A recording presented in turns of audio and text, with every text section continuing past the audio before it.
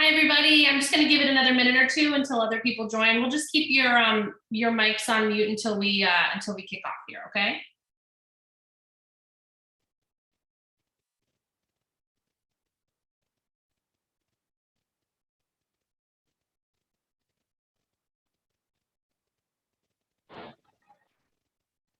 Hello.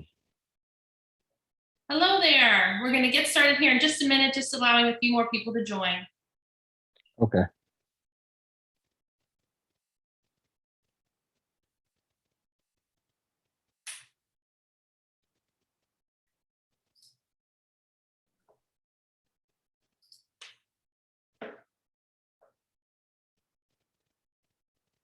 Awesome. So I think we can get started. I see a lot of faces here. So I just wanted to say hello and thank you everyone for joining us today. My name is Janelle Jordan. I am the president of Women in Film and Television Florida.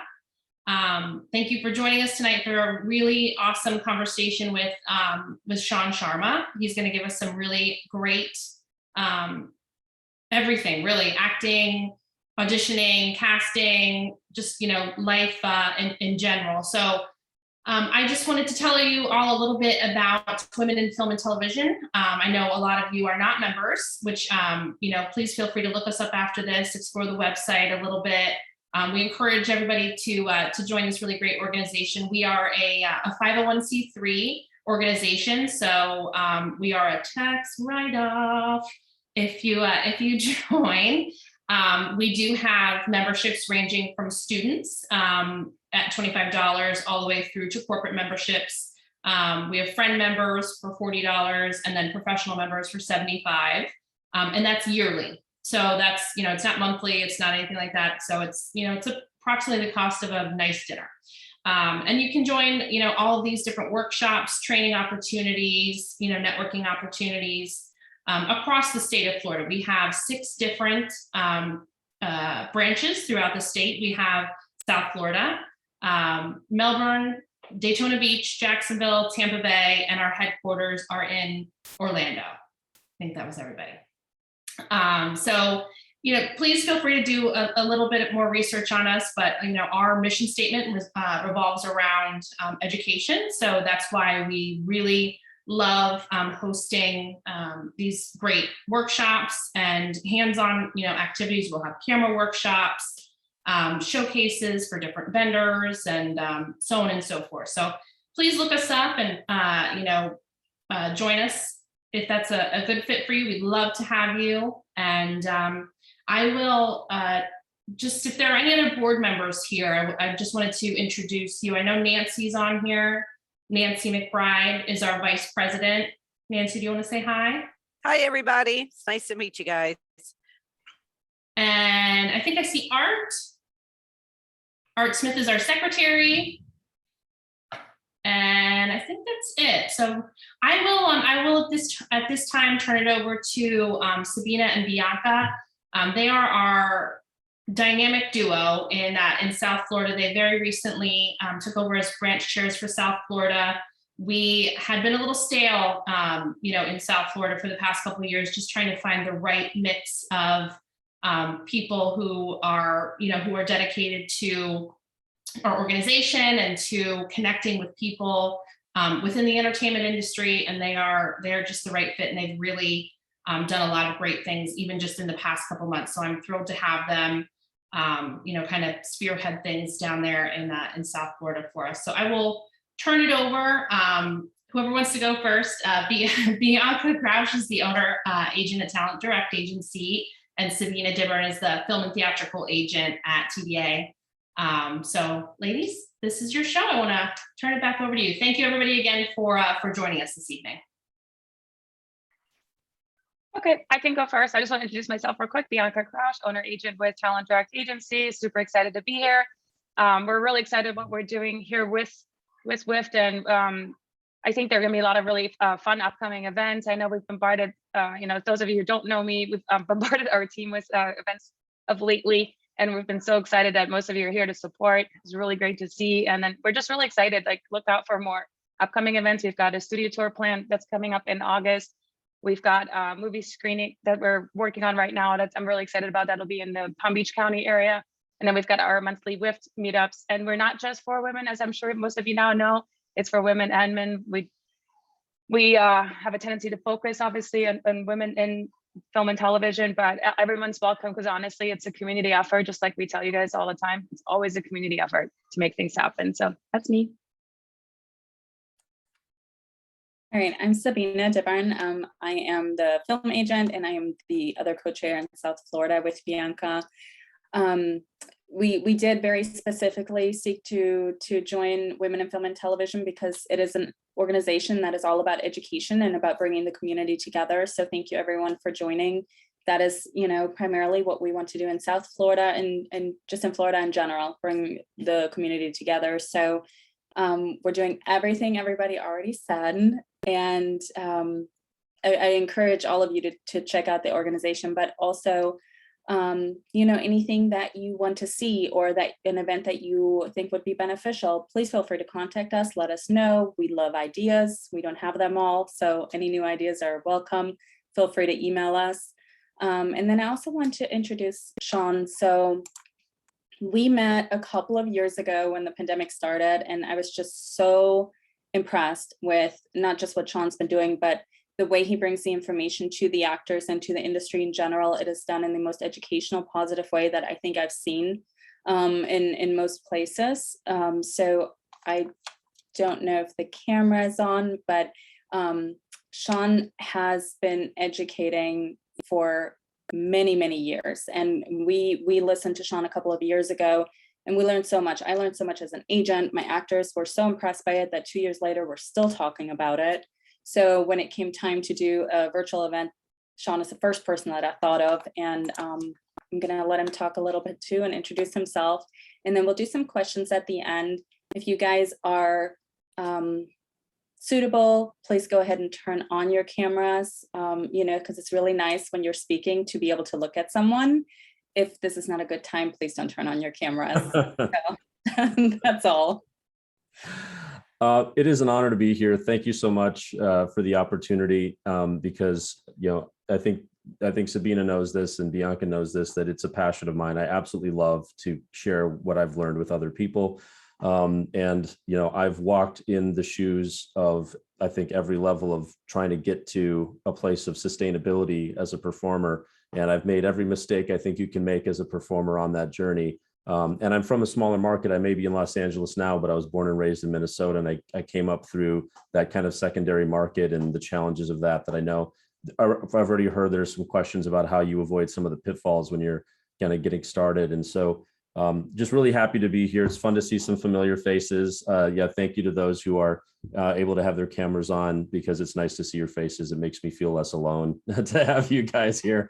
And so anyway, I'm very much looking forward to today's conversation. And because we've got, there's 28 of us on here and we'll see how many more join us. But what I love about a group of this size is I really want to make sure that you get what you wanted to get out of this experience, that if there's anything in particular that you want to know, we have time. We have time for me to address your specific questions. And I hope you feel completely invited and comfortable in doing so. If for whatever reason, what a question you have feels like you'd be too nervous to ask it on camera with everybody staring at you, then just put it into the chat. Bianca's going to be helping with, monitoring the chat. And then also you can always, if you ask a question that you think is sensitive in nature, you can always privately send it to the host and then they can ask it anonymously. So you don't have to worry about being identified if you're asking something that is particularly either stressful to ask or scary to ask or whatever the case may be. But I want you to feel completely welcome to ask whatever you want and to get what you want to get out of this experience. So thanks. I'm excited to do this. So Sabina, is there a place you'd like me to start? Yes, I think I would really like you to start talking about what actors really need to know and where to be careful. Mm-hmm. So I think, because that's such a huge question, right? It's such a big open field of things to say. I think the most useful place for us to start this discussion is to say the misconception that most of us, see that people have about what it is we do as performers. And I think the biggest misconception is that, you know, it's just what they see on the TV show. They don't recognize, or the film, the end result. They don't see that how much of our work is front loaded, that 99% of the work we put in is off screen. They're never going to see the hard work it took to get where we are. And so it can seem like acting is a talent and not a skill that you develop over time like any other skill. And so one of the things that I constantly have to address with people is the misunderstanding about what it is that we do, that it is a skill, that it is not just something you're born with and, you know, either have it or don't have it. I think the other, you know, kind of myth that we constantly run into as a community is people being like, oh, do you think I can make it? Do you think, you know, like, is somebody with my look and type even like have a chance? It's like, well, of course. I mean, I've come up in, you know, this era, but in previous eras, maybe there was a certain type that was the only type that would ever be able to become, you know, successful in this industry. But now, you know, we have so much of our art reflecting actual life that it's, you know, and anybody of any background and identification, you know, has a completely reasonable chance of carving out a place for themselves in this industry to sustainability. So anybody can do it if they really are a storyteller and they want to develop that skill, because, you know, now we're about more authentic representation of all different, you know, types of people than ever before, I would think. And so that's another kind of misconception that I think is really good for us to just get out in the open, that yes, you know, it is a skill that you can develop, which means, and this is like, you know, kind of the foundation of the way that I educate, is that it feels like so much of the way I was raised in this industry and came up in this industry, that it's a matter of luck. And certainly there is an element of luck, because, you know, it's not like, depending, especially if we're going, you know, one of the routes where we're trying to submit ourselves for work on other people's projects, then we can't control whether they hire us or not. So there is a certain degree of, you know, luck, but also, like, you know, you can't hire everybody. So not everybody's going to get hired for everything. So there's that element of what feels like luck. But my career transformed because I started really shifting the way that I work. And part of what is, you know, for those of you who know my kind of my resume, you might know that I've been the co-chair of the LA Conservatory now for a few years, and I am very involved in SAG-AFTRA in our national and local leadership. I'm the chair of the member orientations for the Los Angeles local. I'm also been involved in the conservatory committee for many years. And so I'm in a position to oversee the education that we provide to our 85,000 members in Los Angeles. And so part of what I have been doing is reframing the way that we educate around kind of 4 buckets of information. And I see Sally. It's so good to see you, Sally. And I think I recognize a couple other faces from the talk that we did before. So I'm sorry if some of this is like a repeat, but just for those who are hearing this for the first time, I had kind of a breakthrough about 3 years ago in trying to figure out how I could make sure I don't miss anything when I'm trying to develop performers. I don't forget anything. So there was kind of like, what's the framework within which I can make sure I deliver all of the right information? And the reason for that, and I created something called the Actor's Blueprint for Success, and, you know, success defined as making a living as a performer, not fame and all that, because we can't control that, but at least being able to be self-sustaining as a performer. And so, yeah, the way that I describe it is that in any endeavor, there's an information aspect and an execution aspect. That we need the correct information so that we can be productive with our time and our efforts, but we also need to execute. We actually need to follow through with execution. So an example I use is that, you know, when it comes to, say, diet and exercise, like, we all know that if you want to change your body and achieve results, then, you know, it's about, you know, eating healthy and, you know, working out. There isn't really an information problem with that. It's an execution problem where people know what to do, but it's hard to do it or they don't do it. What we have in the acting community, like so many communities, is there's an information problem as well as an execution problem. So people don't know what to do and they struggle doing it. And so what I've endeavored to do is to at least solve the information problem. And I know that sounds bold, like, oh, who does this guy think he is, that he's got the information part handled? But I'll present it to you, and, you know, you take from it what you will, and maybe you'll agree. But I feel like I've arrived at being able to solve the information aspect of this. And so the framework that I created really categorizes things into 4 buckets, one called craft, and that's distinguished as actually having the professional skills of a storyteller in at least one genre and one medium of our craft. And so genre is defined as, dramatic, subtly comedic, or broadly comedic work, or what we would call in, say, television, drama, single cam comedy, multicam comedy. In commercials, we'd call it dramatic, subtly comedic, broadly comedic, but essentially everything we do as on-camera performers is going to be dramatic, subtly comedic, or broadly comedic. And so those are the genres. The mediums, I mean, we storytell through theater, through on camera, through singing, through dance, through performance capture, voiceover. There's so many ways that we tell stories.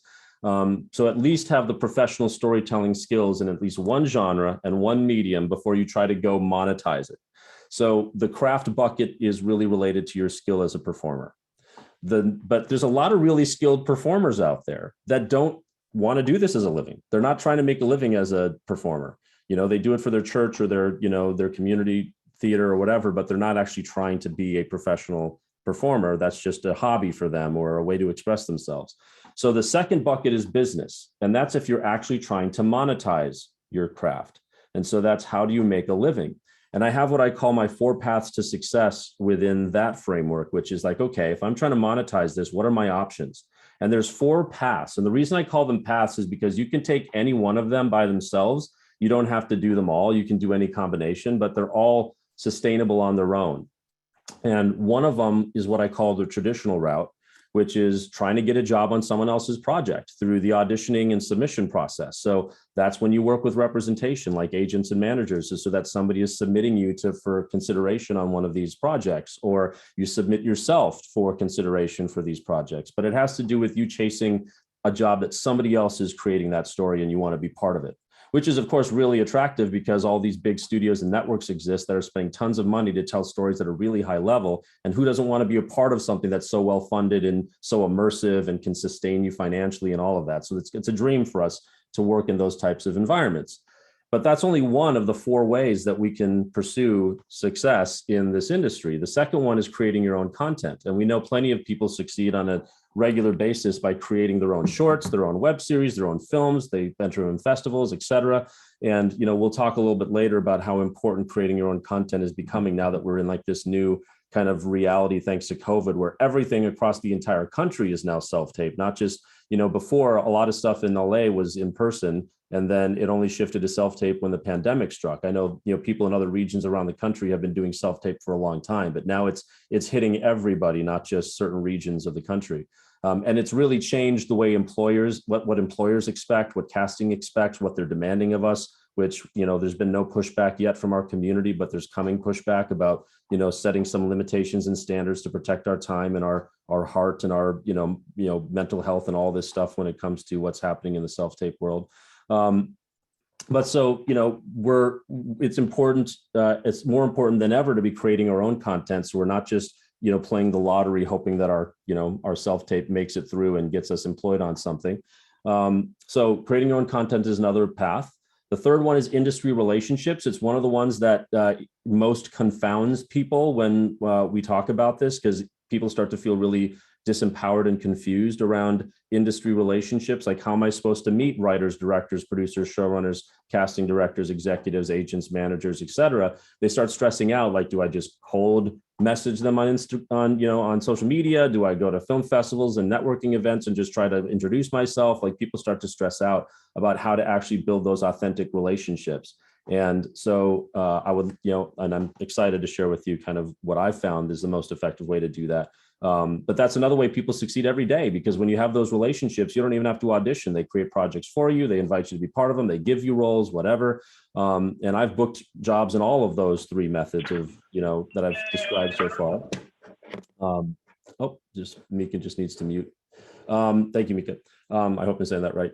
And so that's the third route, is the industry relationship route. And then the fourth one is more recent. That's the social media and crowdfunding route, where we actually can use technologies that can sustain us. And so not just monetizing a huge following, because that's stressful to imagine, how am I going to build a huge following? But you can actually monetize a very niche small following, where if you just have like 1,000 people that support you on, say, Patreon or something like that, you can put out one thing a month, and if people give you $5 a month for what you're doing, anyone in the world can, support you when it comes to these platforms. That's 60 grand a year that you can live off of as a performer, just putting out one thing a month for a $5, support pledge from 1,000 people. And that's a very attainable goal for anybody to achieve. I joked in our last talk with Sabina about how there's people making six figures just eating on camera. Like they provide the experience of like, the what is it when you vicariously experience something through someone else? So people who are dieting or people for whatever have a fetish, whatever, they're watching these people eat, and it like they're making a good living just eating on camera. So if somebody can make a living doing that, whatever thing you're into, I'm sure there's a market out there somewhere where people would want to support you. I'm not personally interested in eating on camera, so I don't really need to try to make a living that way. But the point is, there's lots of opportunity out there with these new technologies for us to support ourselves. So all of that is to say, you have your craft. If you're trying to monetize it, you have these different ways that you can go about it. And then the third bucket is one that almost never got talked about. I mean, certainly in the acting schools and study that I went through coming up, not many of the acting instructors that I encountered could really comment on the business aspect and how to monetize our careers. I always got the information like, hey, I'm just going to teach you the acting thing. Don't ask me about agents and managers and monetization, da, da, da, da, da. I'm just here to teach you how to act. And I found that answer today to be very insufficient for me personally, because if we're trying to develop people who can be employed, then the employment aspect and supporting yourself is really important so that you're developing people with the skills to satisfy what we need to actually get employed and be able to monetize things. So I don't really feel like the two can exist separate from one another. But the third bucket is what I call the marketplace, because you can have your skill together, your craft together, you can be monetizing it to the best of your ability. But if the marketplace undervalues what we do as performers, then it can still be impossible for us to make a living. And that's a struggle that every single employment community struggles with. And that's why we have things like labor unions, because there needs to be some pushback against the corporate profit mandate, right? Corporations have a fiduciary responsibility to reduce costs and deliver the maximum profits for their shareholders. So they are incentivized to try to reduce our pay as much as possible, but it's up to us to collectively organize and push back so that there's a balance between corporate profits and labor, expense and all that, so that we can make a living doing what we're doing. So that's why things like unions exist. And I don't really remember in my high school education ever really learning about labor unions. And I'm embarrassed to say it was very recently that I even learned what Labor Day even is for, that it's to commemorate the loss of life over people fighting for the labor movement. And so I never knew that. I only knew like Labor Day sales, but I didn't know that it's actually like tied to people fighting for the rights of employees to collectively bargain. And so now I have a whole different respect for that day that I didn't have before. So that's where union education becomes so important, because there's really only one union when it comes to on-camera performers in this space, and that's SAG-AFTRA. And I've spent the last 6 years becoming somewhat of a union wonk and expert on every aspect of SAG-AFTRA from top to bottom.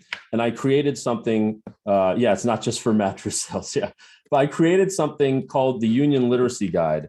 And so I'm putting a link in the chat right now to it. It's like a free resource that is everything we wish we would have known before we ever joined the union, or before, if some of you on this call are not part of the union yet, I wish I knew this stuff before I made the decision to join. And so basically it's 124 slides, colorful. I spent 6 months of the early pandemic putting it together, and it covers every aspect of the union, and it's interactive with links and all this stuff. I think you'll be so impressed with what's there if you take a look at it. So it's a whole 2-hour conversation to go through the Union Literacy Guide, so I'm not going to do that right now, but at least wanted to give you guys the tool so that you can look at it at your own time and really educate yourselves. If you go through that Union Literacy Guide, by the time you're done with it, you will know more than most of our union leadership knows about how our union functions. And that's become a real passion of mine, is what I call union literacy, of making sure that our performers, not just SAG-AFTRA members, but that our performer community knows what the union is, how it operates, why you may want to or not join it, et cetera, et cetera. So that's there for you. So that's the third bucket, is the marketplace. And then the fourth bucket is what I call self-care. And I resisted adding this for a long time because I assumed it was like just something we all knew. But I think it's an important thing to include, because none of the first three matter if your mental, emotional, spiritual, physical well-being is not in a place where you can be reliable. And that's a huge thing in our industry is reliability, consistency and reliability. So much so that I really value it now when I educate, which is that, I think there's less stigma than ever about getting mental health care if you need it. We've all been through such a stressful couple of years, and it doesn't seem to be letting up no matter what, no matter what we do. It just never seems to stop. There's always something new to stress us out. And so I think it's really important that we be open with ourselves about like what kind of self-care we need to make sure that we can be reliable. And being reliable just means that you're functioning well enough that you can be where you need to be on time with the best mindset and attitude and heart and generosity and do your best job. And nobody's perfect. Everybody's got issues they're dealing with, but we at least want to be in the range where you are consistent, where every time somebody calls on you, they can expect a professional to show up and do their job. And most of our community is kind of in this, like they have good days, bad days. Sometimes they're on the top of their game. Other times they're not. Their dog ate their homework. It was this person's fault. It was that thing's fault, da, da, da, da, da. And that's really not like, it's not personal. It's just like the industry can't really function with people that aren't reliable. There's too many moving pieces and too many people's jobs at stake. It's like, we really need to build our productions on solid footing. So it's hard for us to work with somebody who doesn't have it together. And it's not a judgment against their goodness or badness or rightness or wrongness. It's more about whether they're useful or not, because they just aren't useful if they can't be reliable. And so I really want everybody who I come in contact with to be useful as much as possible, because that's how you get hired as much as possible so you can make a living. And so, and I'm sure for everybody who is in the representation side of things like Bianca and Sabina, oh gosh, to have a reliable client, wouldn't that just be a dream come true? Like make my life easier. And I was actually having this conversation, just for a quick moment of digression. I was having this conversation just earlier today with a friend of mine who's choosing headshots. And I was telling him how, the way there's like when people, when I give my kind of conversation, my actor's blueprint talk, I talk about the 4 steps to becoming a working actor, a consistently working actor. And it's, starting with becoming stable and then your development and then marketing and then being in the working actor phase.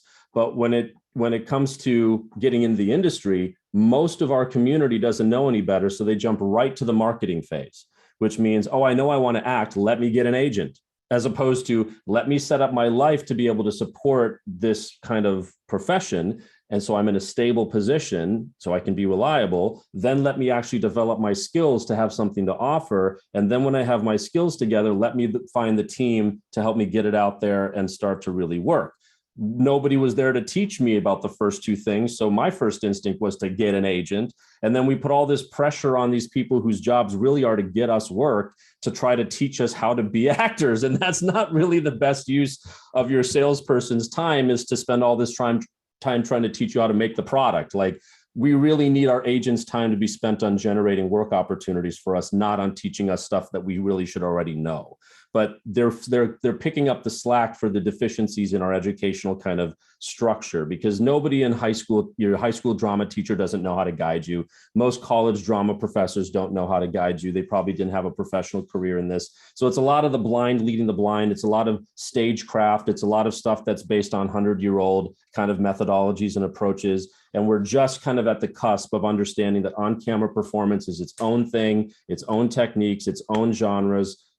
So it's an exciting time, but it's also a time of transition. So anyway, so those are kind of like, that's the framework of craft, business, marketplace, self-care that now encompasses pretty much everything I try to communicate to people. And then there's all these kind of subtopics beneath those things. So one of the things that I'll also drop in the chat for you is, when we did our talk a couple of years ago, I used kind of a slide presentation.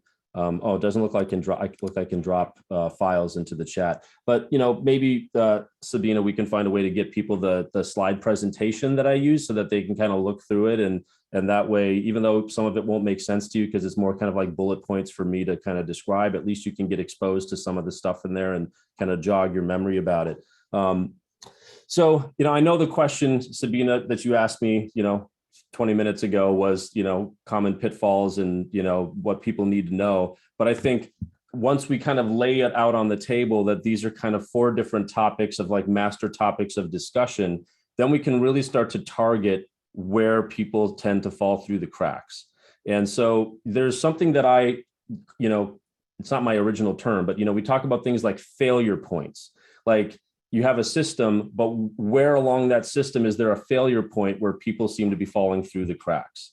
And so, I describe that there are a number of failure points in our journey. First is a number one failure point is like not even recognizing that acting is a skill that takes training to really be able to do consistently.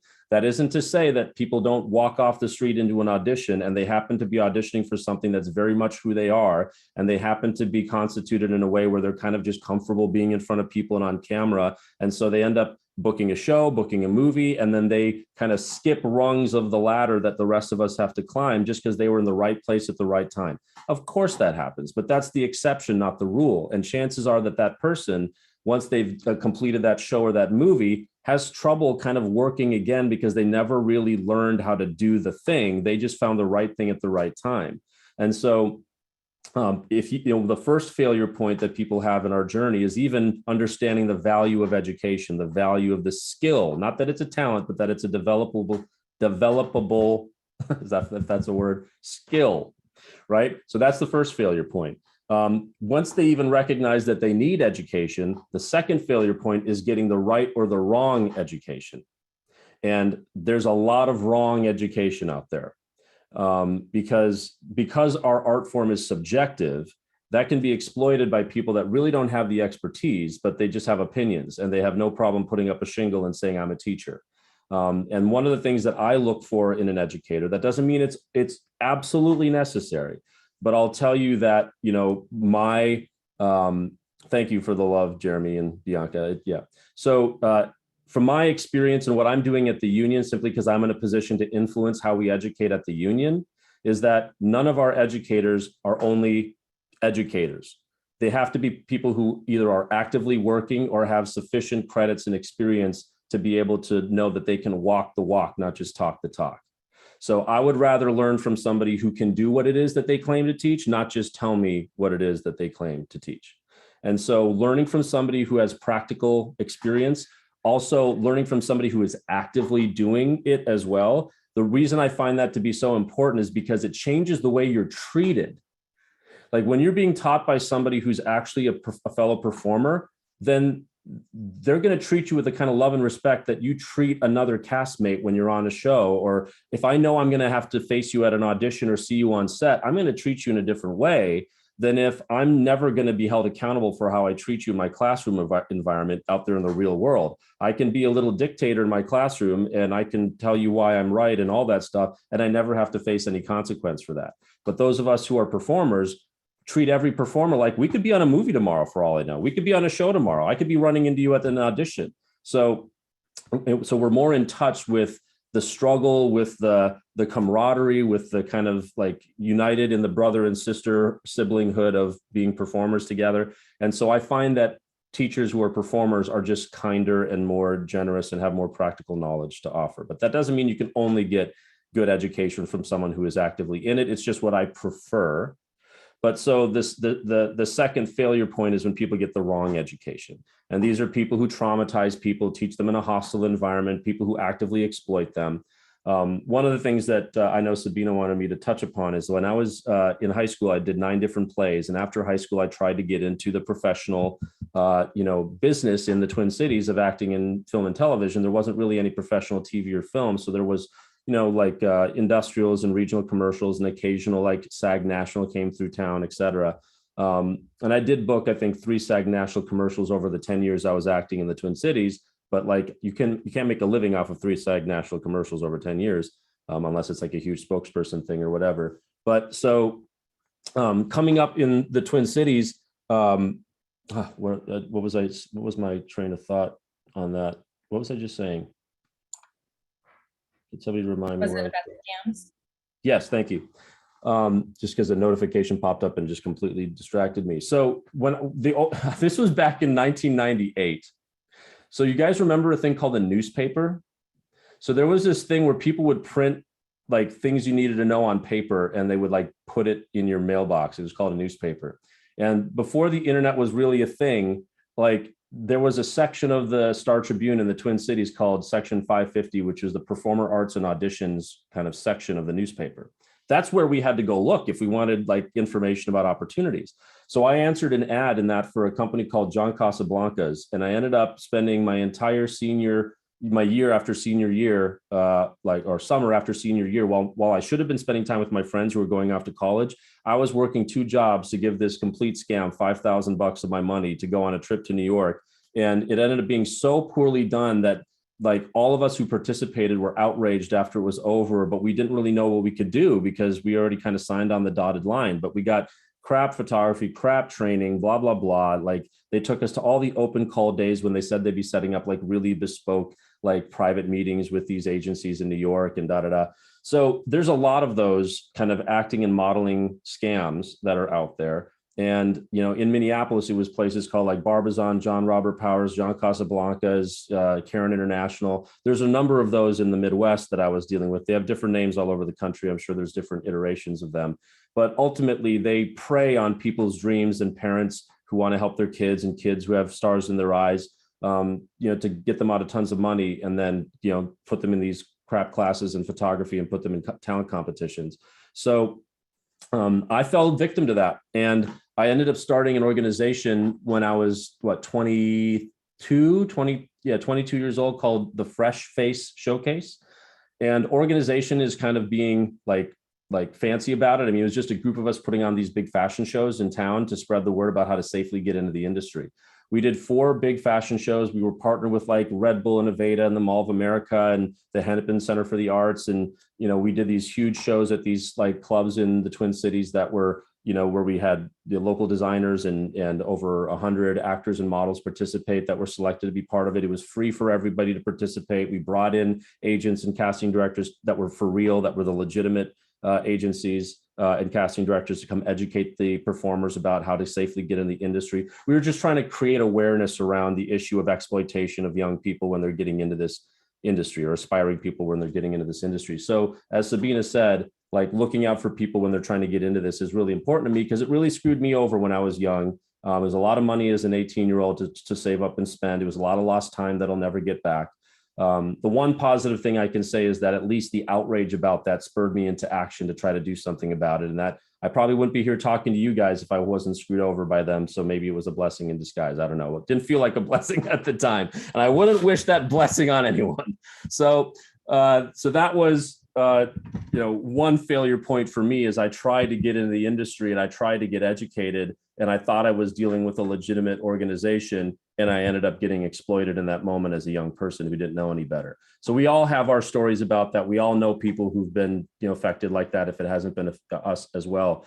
But I'm sure, you know, like you've got this incredible organization here, and these people that have introduced themselves as resources to reach out to make sure that you aren't, you know, you don't befall a similar fate. So not that I'm volunteering anybody to answer everybody's questions about how to get in the industry, but I'm sure that, you know, Art and the women that we've met are all passionate about protecting people as they get into this industry. And they'll have more localized information about like your community area in South Florida about who they recommend and who they vouch for and that kind of stuff. So that's a second failure point. If you get the right education, the next failure point you're likely to run into is when you're trying to get representation, getting an agent that really works well with you, or getting an agent that doesn't work well with you if you go that traditional route of getting representation.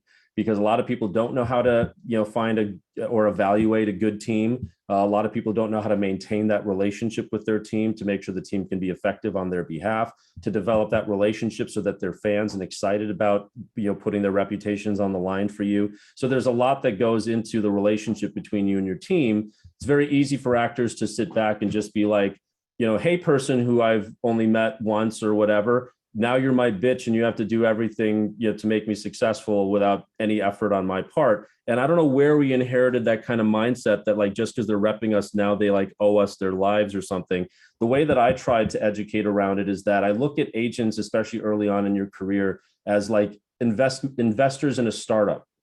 So you're basically going to this person and you're saying, hey, like, I'm trying to enroll you in a vision of like my commitment to this industry. and hoping that you will invest time in helping my career progress to the point that we're both making money and it's productive for both of us. But they're probably going to have to put a lot of time into you without a lot of return on that earlier on in that relationship. And so you're really asking them to invest in kind of an unknown, unproven business. And that's a really thing that it's really important to recognize that, you know, I don't know if this is true for TDA, but, you know, there's a saying that, you know, 20% of an agency's roster is responsible for 80% of its income. So if you're not like in the small percentage of their clients that are helping them keep the lights on and pay their staff, you really have to be careful about how demanding you are on, you know, their time and energy, because they still have a whole organization and families to support and all of that. So I try to encourage people to approach the representation community from that standpoint of more like,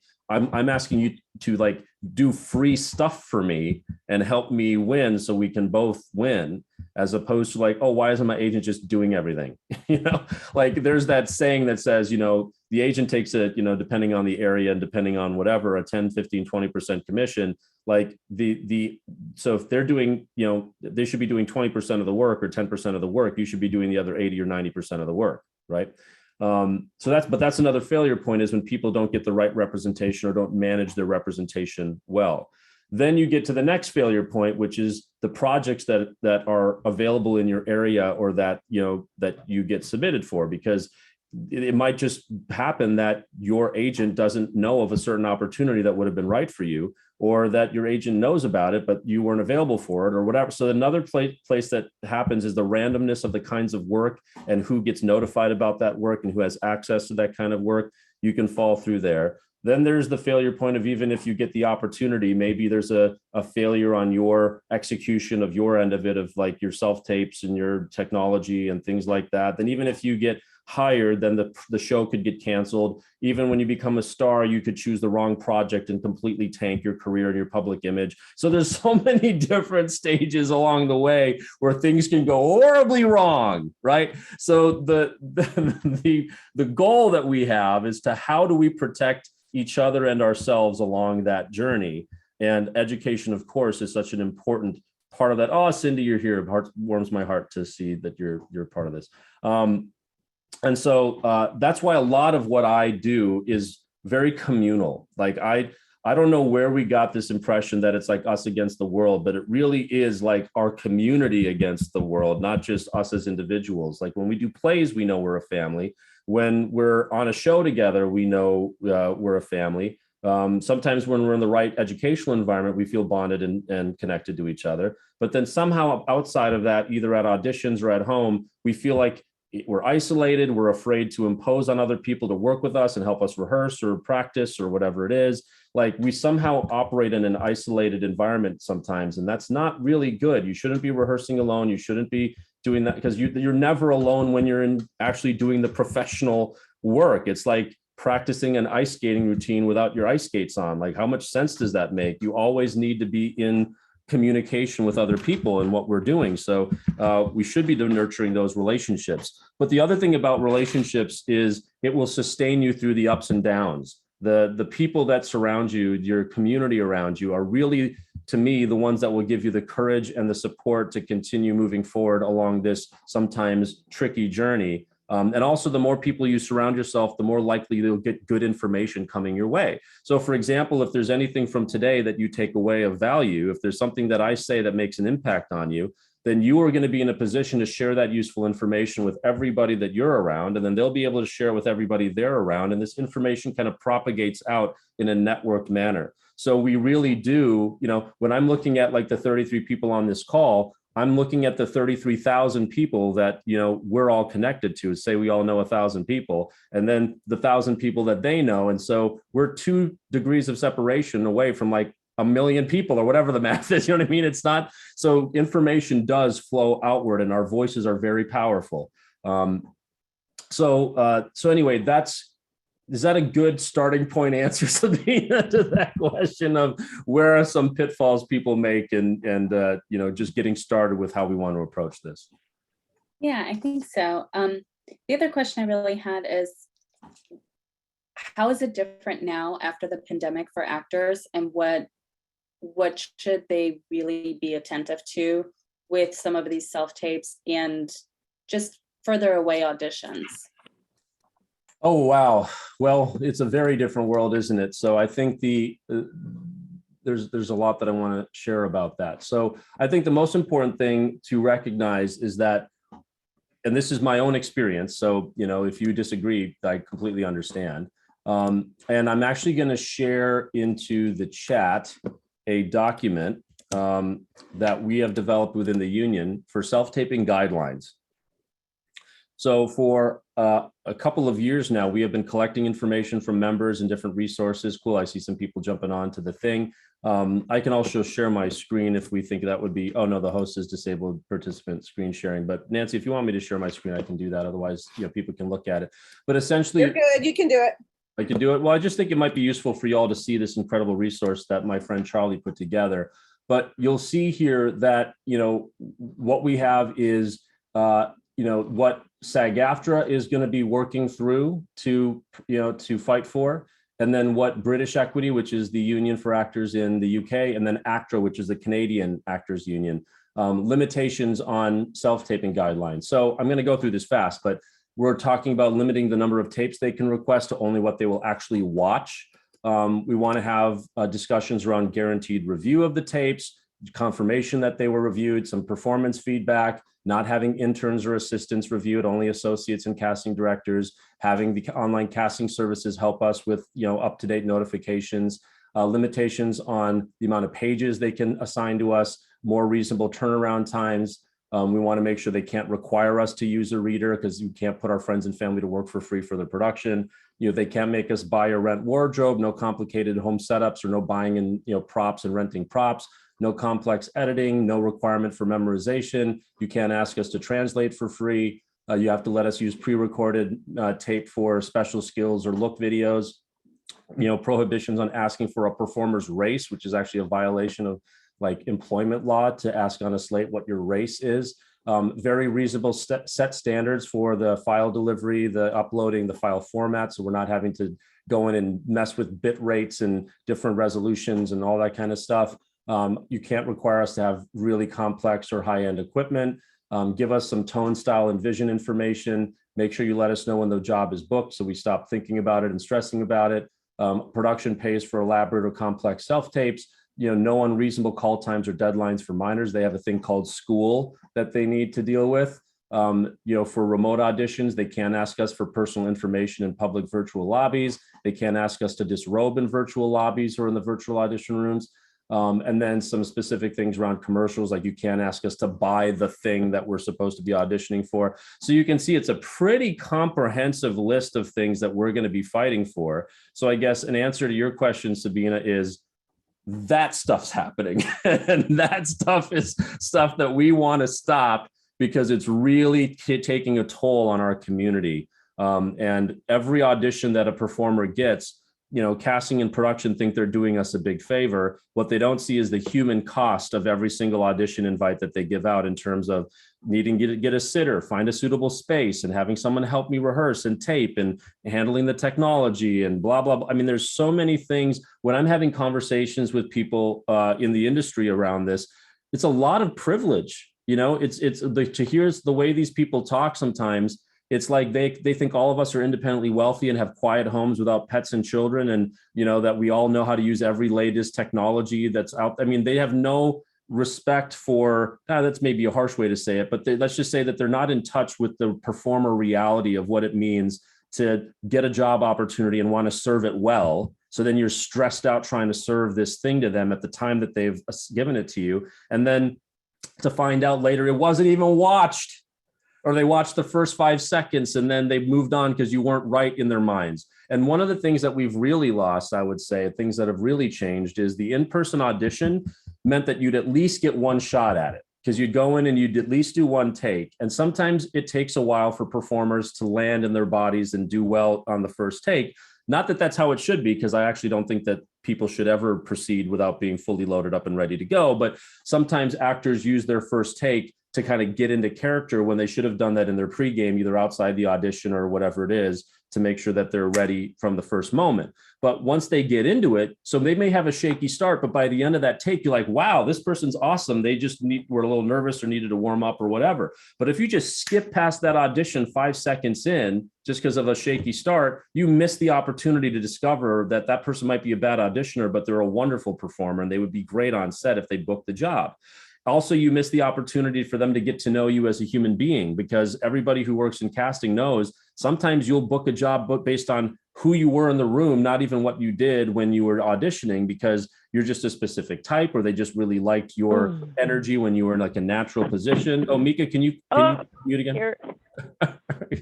And so, so sometimes, so we lose that aspect of them getting to know who we are as a person, as well as getting just at least one shot at it where they get a chance to see what we do. So you go through all of that work to put a self-tape together just to be like skipped over 5 seconds in, and we lose all of that time, all of that energy, all of that potential.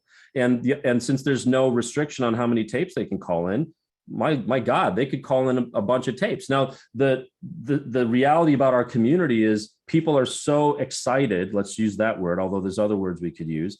They're so excited about every opportunity to act that, given the choice, we'll all submit for everything. So you might remember at the beginning of the pandemic, there was a guy named Jason Kennedy at Susan Bluestein Kennedy Casting, who did like an open call for NCIS. Like anybody who wanted to send in a self-tape could send in a self-tape to them, and they said that they would watch it. Do you know how many tapes they received? 60,000. You can't watch 60,000 tapes. So basically, you have 60,000 people who hired a sitter, who hired a coach, who rented a self-taping facility, bought equipment, bought a background, bought lights, whatever it is, sent all this stuff in for tapes that are just, it's humanly impossible to watch 60,000 tapes. And so if we just leave it up to the acting community, we'll all submit for everything. There needs to be a limitation somewhere on what is a reasonable amount of people to invite to audition for something. And the fun kind of thing about this is that there's a discovery that we made in the last couple of years. This is kind of really like current new information for you guys.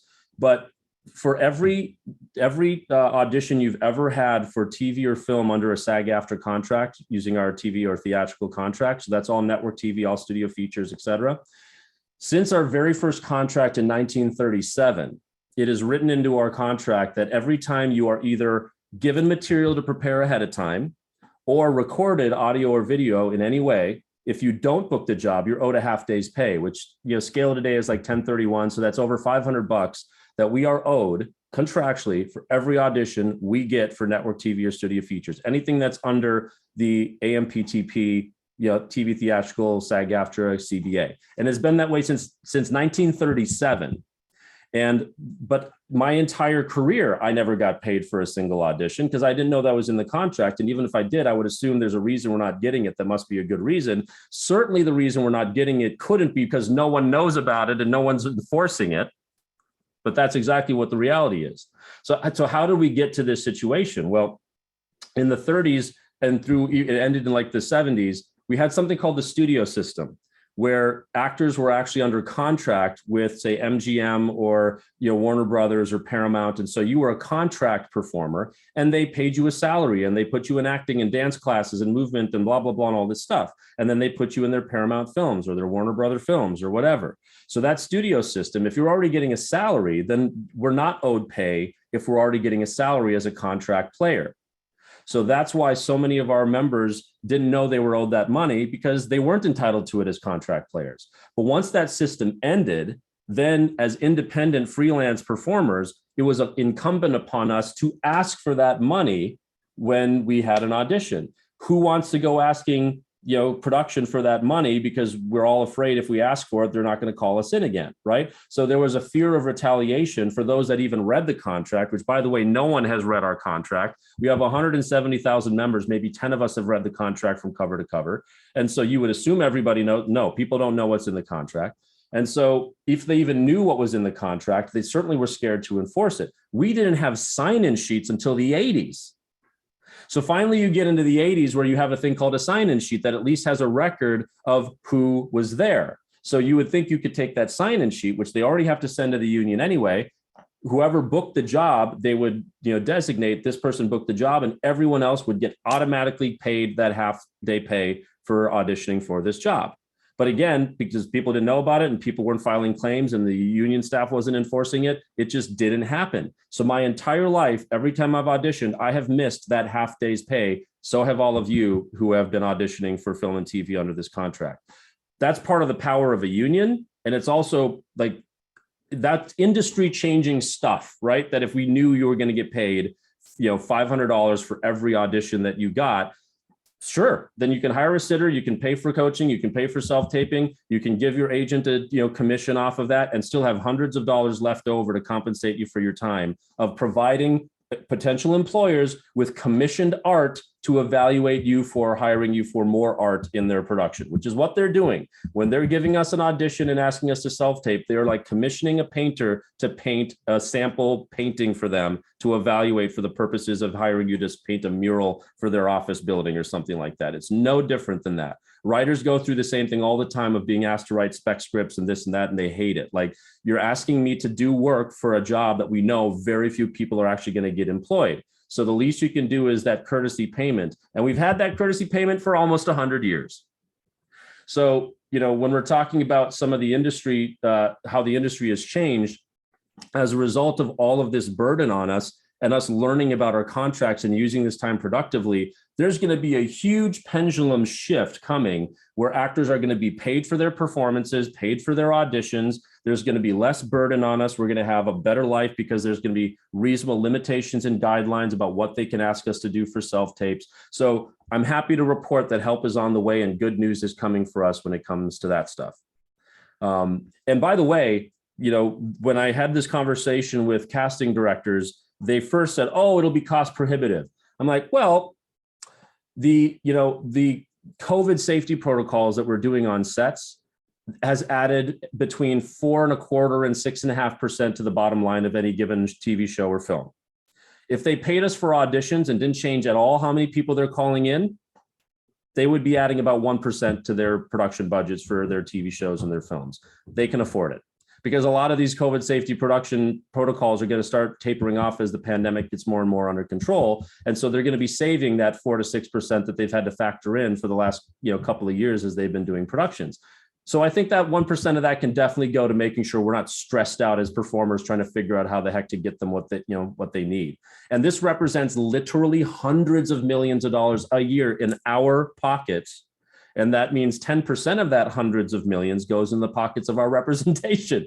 So, for our agents and our managers, they should be very excited if we get that passed, because just getting your client an audition means you can put $50 in your pocket. And that can make a big difference. So that's one huge way that things have changed, and also one way things are going to change as a result of the pandemic. One other thing that I'll say just on the topic, Sabina, is that there is no time in history, I guess I could say, where it is more clear to the world the value of what we do. Because when the entire world fell apart, where did they go? To our shows, our films, our products. So performers should be among the most valued and treasured things in the world right now, because we helped give escape and comfort and sustenance to the entire world when they were isolated indoors. That's a cool feeling to be part of that story. Is that helpful, Sabina? Does that cover that a little bit? Yes, it does. Can you talk a little bit about the casting process, what actually happens during a casting, maybe some tips that would be helpful for the actors that are on? Oh, for sure. I mean, I think the best way that I can describe that is, the casting community are on our side. And sometimes it doesn't feel like that. Sometimes it feels like they're the opposition, like they're, the reason that casting exists is to be a filtration element, right? Like if I'm trying to tell a story, it'd be really nice if I could hire somebody to bring me the kinds of people that are going to help me tell my story. And I'm so busy with other stuff that it'd be nice to hire somebody reliable who can do that. That's where casting directors come in. Casting directors are there to source options for the employer about telling this particular story for whatever commercial or theatrical reason they want to do it. And so, casting directors want us to come in and be a great option for them. And they are actually looking forward to being able to move on from this role to casting the next role, because this one's handled. It's a very stressful, arduous process to cast a film or cast a project, whatever it may be. So we all kind of know the basic process, of course, of if we're talking about a casting process, that means that there is some production, and then they're looking for talent. So they've engaged the services of a casting director. That casting director will put out a call for submissions, or call Sabina or Bianca and say, hey, will you send me 5 actors, 10 actors, 20 actors, whatever it is, so that I can see them for this particular project. But so they put out breakdowns or calls for talent. Either ourselves self-submit, or our representation submits us through the online casting platforms for consideration. The casting director then schedules the day or days of auditions. They give you the material, you prepare it, you go in, you do your thing. Then there's usually a selection process to go to a callback, where now you involve the client so that they can weigh in on who they want to hire. Then after the callback, they make their final decisions, and we book work, and we win, and we live our dreams and become huge, massive, movie stars and TV stars. Like, that's the general process. But my expertise, I spent a decade as one of the top session directors in Los Angeles. And what a session director is, I'm not the casting director. I'm not the one who is bringing in the jobs. I'm not the one who is scheduling the days with agents and managers.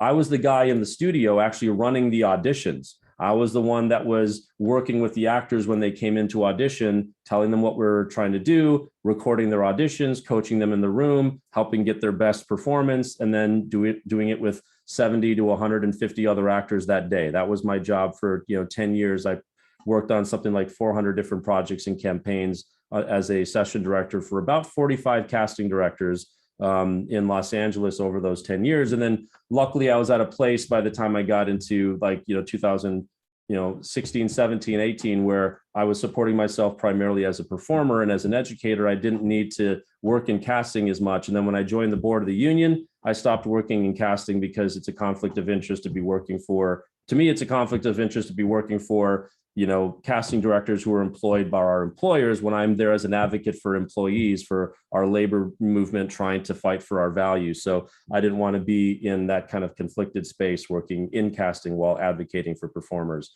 And one perfect example of where that conflict can manifest is when we were doing a callback for something, and these actors were coming in, and the clients were asking them to improvise some dialogue. And one guy came in the morning and just did this line that just the clients really loved. And then the rest of the day, they kept telling all the other actors who came in to say this line. But that was that actor's line. That was their improvised contribution. It felt really unfair to take that person's creativity and then give it to all the other actors who were coming in, especially if they used it in the final product, like in the commercial. That actor should have gotten writing credit or some kind of payment for the use of his intellectual property. And so I'm sitting there and I'm talking to the casting director, I don't think it's cool that they're planning on using this in the actual piece.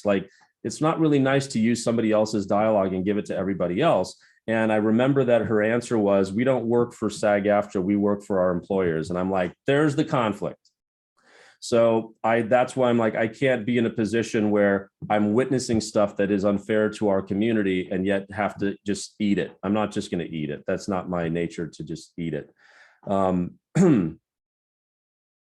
So I think some tips that I would give you guys, if we're talking about within that structure, when you're auditioning and understanding the casting process, I think one of the biggest things that we hear that is so wrong, and it's not even wrong because it's I'm not trying to just play a mental game with you. It's just not true, is that this is a rejection business. All of us have heard oh, you have to deal with so much rejection. Oh, it's that's not what happens in the casting process. What happens in the casting process is that casting directors invite in people to audition. Win number one, you were called in to audition.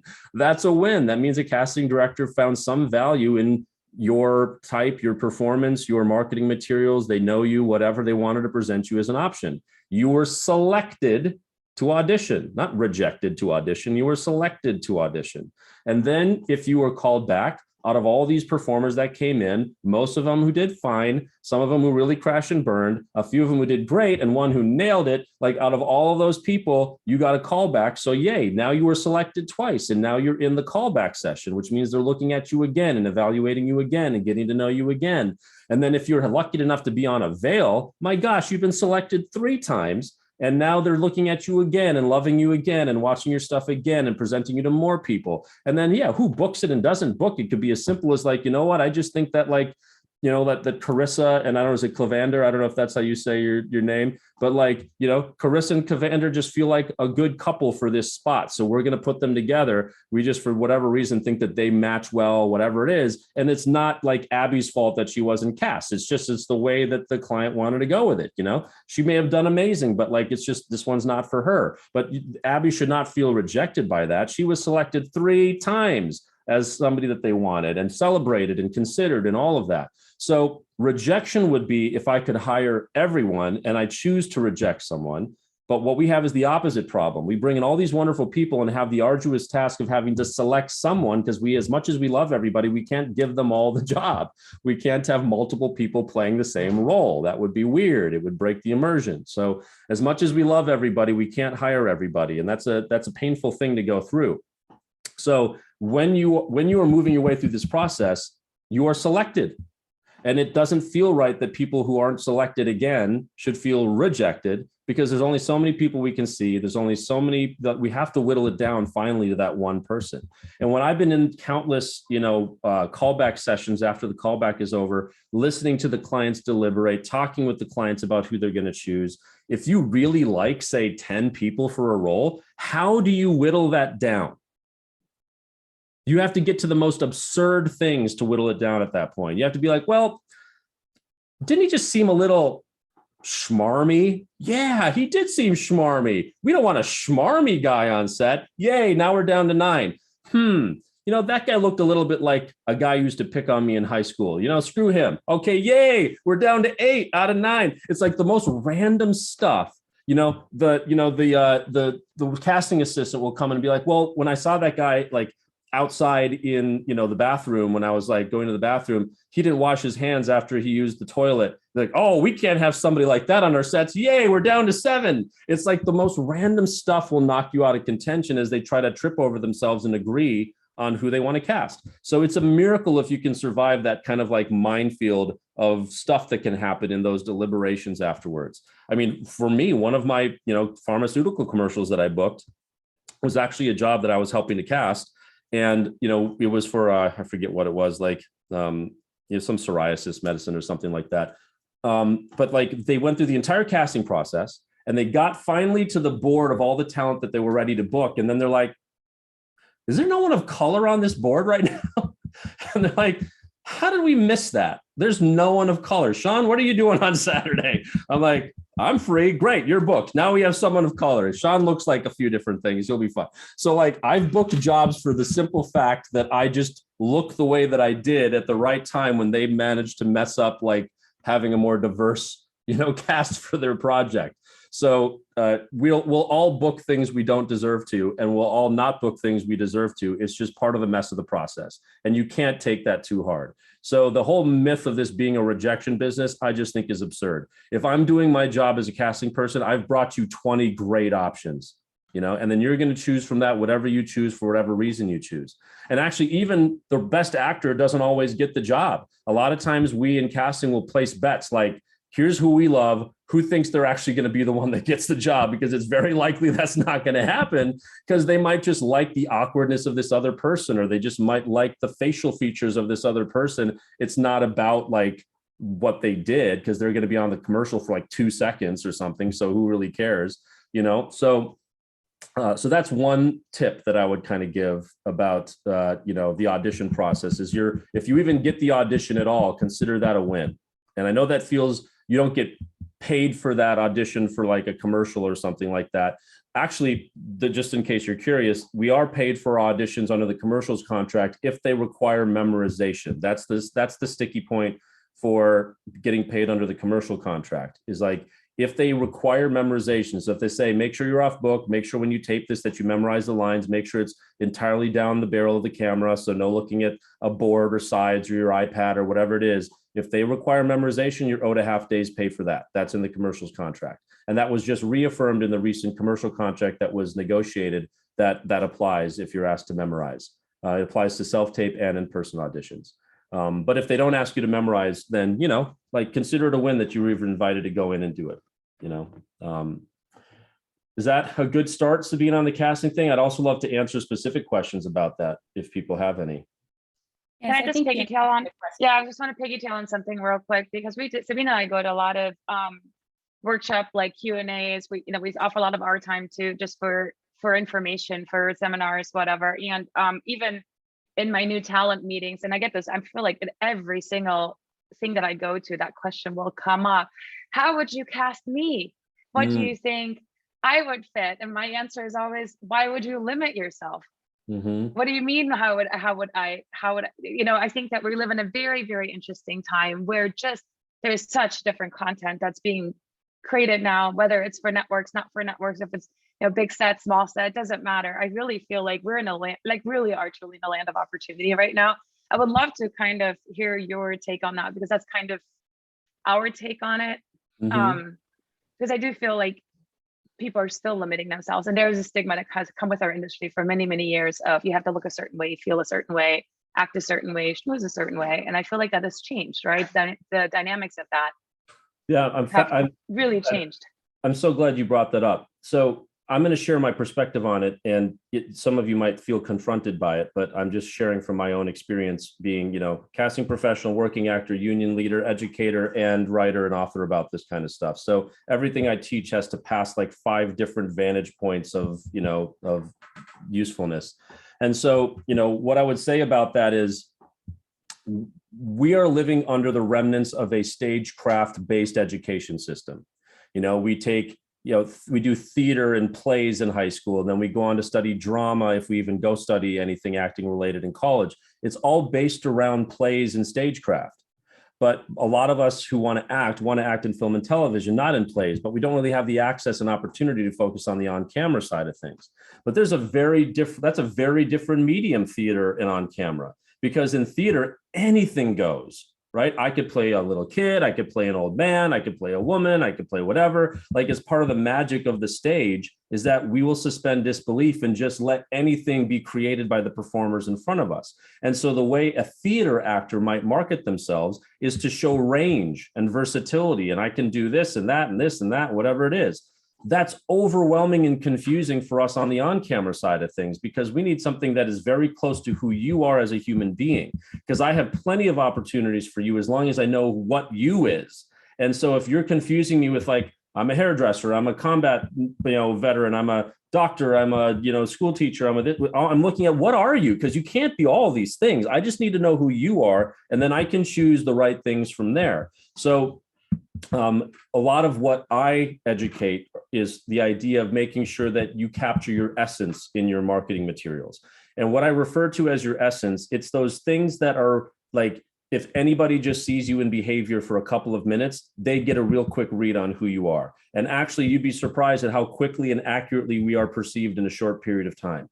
I've been talking your ear off for what, an hour and 15 minutes or an hour and 10 minutes, whatever it is at this point. I'm sure that if you needed to describe me to other people, you would have some adjectives to use, right? Like, at this point, having watched my body and behavior, the way that I speak, the way that I express, you'd probably not say that he's shy or he's bashful or I would guess that you have other adjectives to use. So if you were producing a movie or whatever it is, I'm sure you could already think of like, oh, I could use Shaan as this, or I could use Shaan as that. If he just does the Shaan thing, he's already like 90% of the way there in being able to play this kind of role or that kind of role. That's the kind of impression I want all of you to make on potential employers, where immediately when they think of a role, they're like, I completely think of Sheila for this. Like, Sheila's just the right kind of vibe for what it is that we're going for, and that's, and so that you're not marketing, to your point, Bianca, you're not limiting yourself to like, oh, I'm this, hairdresser. It's like, no, that I am like fun and outgoing and a little quirky and whatever. And then that could be all kinds of different roles that you could be useful for, right? There's not one way to be a doctor. You've got really serious and severe perfectionist doctors. You've got more laid back and cool and chill doctors, and ones that use humor, ones that are really dry, ones that are kind of shy, ones that are wonky, whatever. So you can't just go by like profession. You have to go by like, who are you as a human being, and what kind of story are we trying to tell? So no matter what you create as your marketing, I would want people to watch your tapes, your reels, your photos, all that. Look at your social media, look at your online casting profiles, whatever. And when they come away from it, they should have a sense of you like you have a sense of me at this point. That's the goal, is for them to get a sense of who you are, at least in the on-camera world. In the theater world, it may be different. I want to see that you can embody all these other things. But at least in the on-camera world, I just need to know who you are. And then there's a world of opportunity for you, but it needs to be accurate, and I need to get a sense of who you are. Does that kind of address that, Bianca? It does. And you actually just hinted on another really good point, because we talk about this a lot too, social media, showing everyone who you are. So can we just touch on that a little bit real quick too? Because we just had a meeting the other day, and we had somebody was like really worried about having a huge following. And I think when social media first came out, some agencies used it that way specifically, where for us, like I think for film and television, even for commercial, now we use it a little bit more in the sense of, well, first of all, we make sure that there isn't anything on there that maybe goes against the brand or what the brand's telling. But also, I think that you get a really good vibe of who someone is through their social media, outside of, especially now in this disconnected world where we meet over Zoom and, you're self-taping. And I think it's a great place to actually show up and show who you truly are in a fun and entertaining way. So I'd love you to maybe touch on that a little bit, because we have a lot of people that love social and I think they put too much time into it. And then we have a lot of people who don't really like social, but I think miss the messaging that you can actually achieve via social media. So we're all learning how destructive social media can be, right? But one of the things that we also recognize, it's also an incredibly powerful tool of opportunity. And so, it's like, a two-sided sword, right? It cuts both ways. Social media destroys people every single day in many different ways. An example of that is somebody who books a big job. The clients do a due diligence on them, find very objectionable material on their social media profiles, and they lose the job because they can't have somebody represent their brand or their project who behaves like that or talks like that or has images like that, especially when they're dealing with content for children like Disney and Nickelodeon, things like that. They have to be very conscientious about where they're driving children's eyeballs to. And so none of us want to be the person who got a life-changing opportunity and lost it because we had one too many skimpy or weird photos on our social media, right? So it's very important that we know what's on there, that we're very conscientious of what we're messaging out there. Now, the next thing that I'll say about that is maybe a little, I don't know if it's controversial or if it's triggering or whatever it is, but I will just say that it is very tempting with how much is going on in the world. It is so tempting to use social media to amplify certain messaging politically or whatever, right? And some of us feel morally obligated to amplify certain messages on social media. When you're talking about being a performer who's trying to get hired as much as possible, you risk alienating potential employers when you take a position like that, because whether you feel like a public figure or not, you still are when you're putting yourself out there like that. And no matter what side of any issue you are on, there is a large community of potential employers that may be politically on the other side of that. So what I try to say to audiences that I talk to is, if you must post something that could be divisive, then I guess you must. And do what your heart tells you, do what you feel is right, and do that. But you have to own the consequences of when they talk about like speech, like free speech, like it's never safe to speak. You could go into the middle of a town square and say, human beings are awesome, they should be allowed to live. And somebody is going to be like, no, screw all humans, kill them all. Like there isn't a message that you can put out there that won't meet opposition, right? So it's never safe to speak, but just be willing to own the consequences of your speech if you put something out there and you turn off a potential employer. So for me, I tell people, make sure you go through your social media and make sure you're very clear about what you've posted and what's there, and then be accountable for whatever it is that you've posted. And if there's something you must amplify or you must post because it's just who you are and it's what you need to do, then I guess you must. But I would always, from somebody who has only one agenda with you, and that is for you to work as much as possible, I would always want you to be conscientious about not limiting your work opportunities. And so if you have an employer, let's just say an employer looks up your social media thing and you've taken a position that directly goes against their publicly stated positions, you shouldn't be surprised if they don't hire you. And you will never know that that's the reason they didn't hire you, because then you could sue them for discrimination. You will just not get auditions with them, or you will just not be on their lists, or you will just not hear back from them again. So it's an incredibly dangerous time for us because we have the immediate opportunity to destroy our career. We have the immediate, in 10 seconds from now, I can be fired from every job that I currently have if I just have a bad night and decide to post something. And so it's incredibly dangerous for something like that. But also conversely, I can learn more about you from your social media than I can from your reels, from your online casting profiles, from your resume, from your IMDb. I can see skills I didn't know you had. I can see your parts of your personality I didn't know you had. I can see that you're doing charitable work I didn't know that you did. I can see that you have a wonderful relationship with animals that I didn't know that you had. I can see that you do martial arts. I can see that you ride horses. I can see that you do scuba diving. There's so many cool things that I can learn about you from your online casting profiles that I could never learn any other way. So the other thing is just make sure with your social media too, you may not have realized who you friended. Okay. So if some people have separate accounts, they have their private and then they have their they're public, but you don't know whose friend request you've accepted. Maybe you do. You don't know who's followed you. Maybe you do. But have you looked at who's followed you? Do you know whether they're executives in the industry? Do you know if they are writers or directors or this or that or whatever? So, you might think you're speaking in a very safe environment of just your close friends, and then only to find out later that there was somebody in there who saw you say something that you thought was funny within your little community, but it really was offensive or triggering for somebody who was following you, and you will never know why you didn't book another job. So there's from that particular employer or whatever, or, you could follow and have people following you that are in the industry, and then make sure that you're posting content that's really fun and useful for them to see what you do, whether it's self-tapes or things like that. Of course, nothing until after the show has been broadcast, so you're not blowing the storyline of a show and violating confidentiality or things like that. But you're sharing work that people can be oh, what a great reminder to call this person in, or sharing wins or whatever the case may be. So is that kind of a nice start, Bianca, on that topic? Yeah. Okay. Yes, that's kind of what I have to say about that. Hopefully that wasn't too brutal for you guys to hear, but it's amazing how rapid things are changing and how quickly people's careers can come undone from just one post or one mistake or one, oh, I didn't know my camera was still on, or, oh, I didn't know I wasn't muted, or, oh, whatever. It's technology is rough. Yeah, Sabina, what's next? All right, I actually want to open it up a little bit and see if anybody else has any questions. Normally there should be a hand raising feature if you guys want to raise your hand and ask a question. Yeah, that's great. I can't wait to get questions from you guys. I'm just going through the chat, real quick. I don't know, Bianca, if you've been keeping track of any of the questions that are there. Yeah, I think we're good. I think I've the only one somebody asked about a list of acting coaches. We do have one, but it's specific. I answered that. It's specific to our agency. I just don't want to think anybody's ignored. And then Sheila Friedman said, was that rule under just I don't know if you still want that answered, Sheila, or not. Yeah.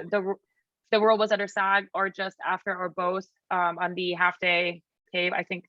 Just under the Screen Actors Guild. Yeah, it was just under the Screen Actors Guild theatrical contract.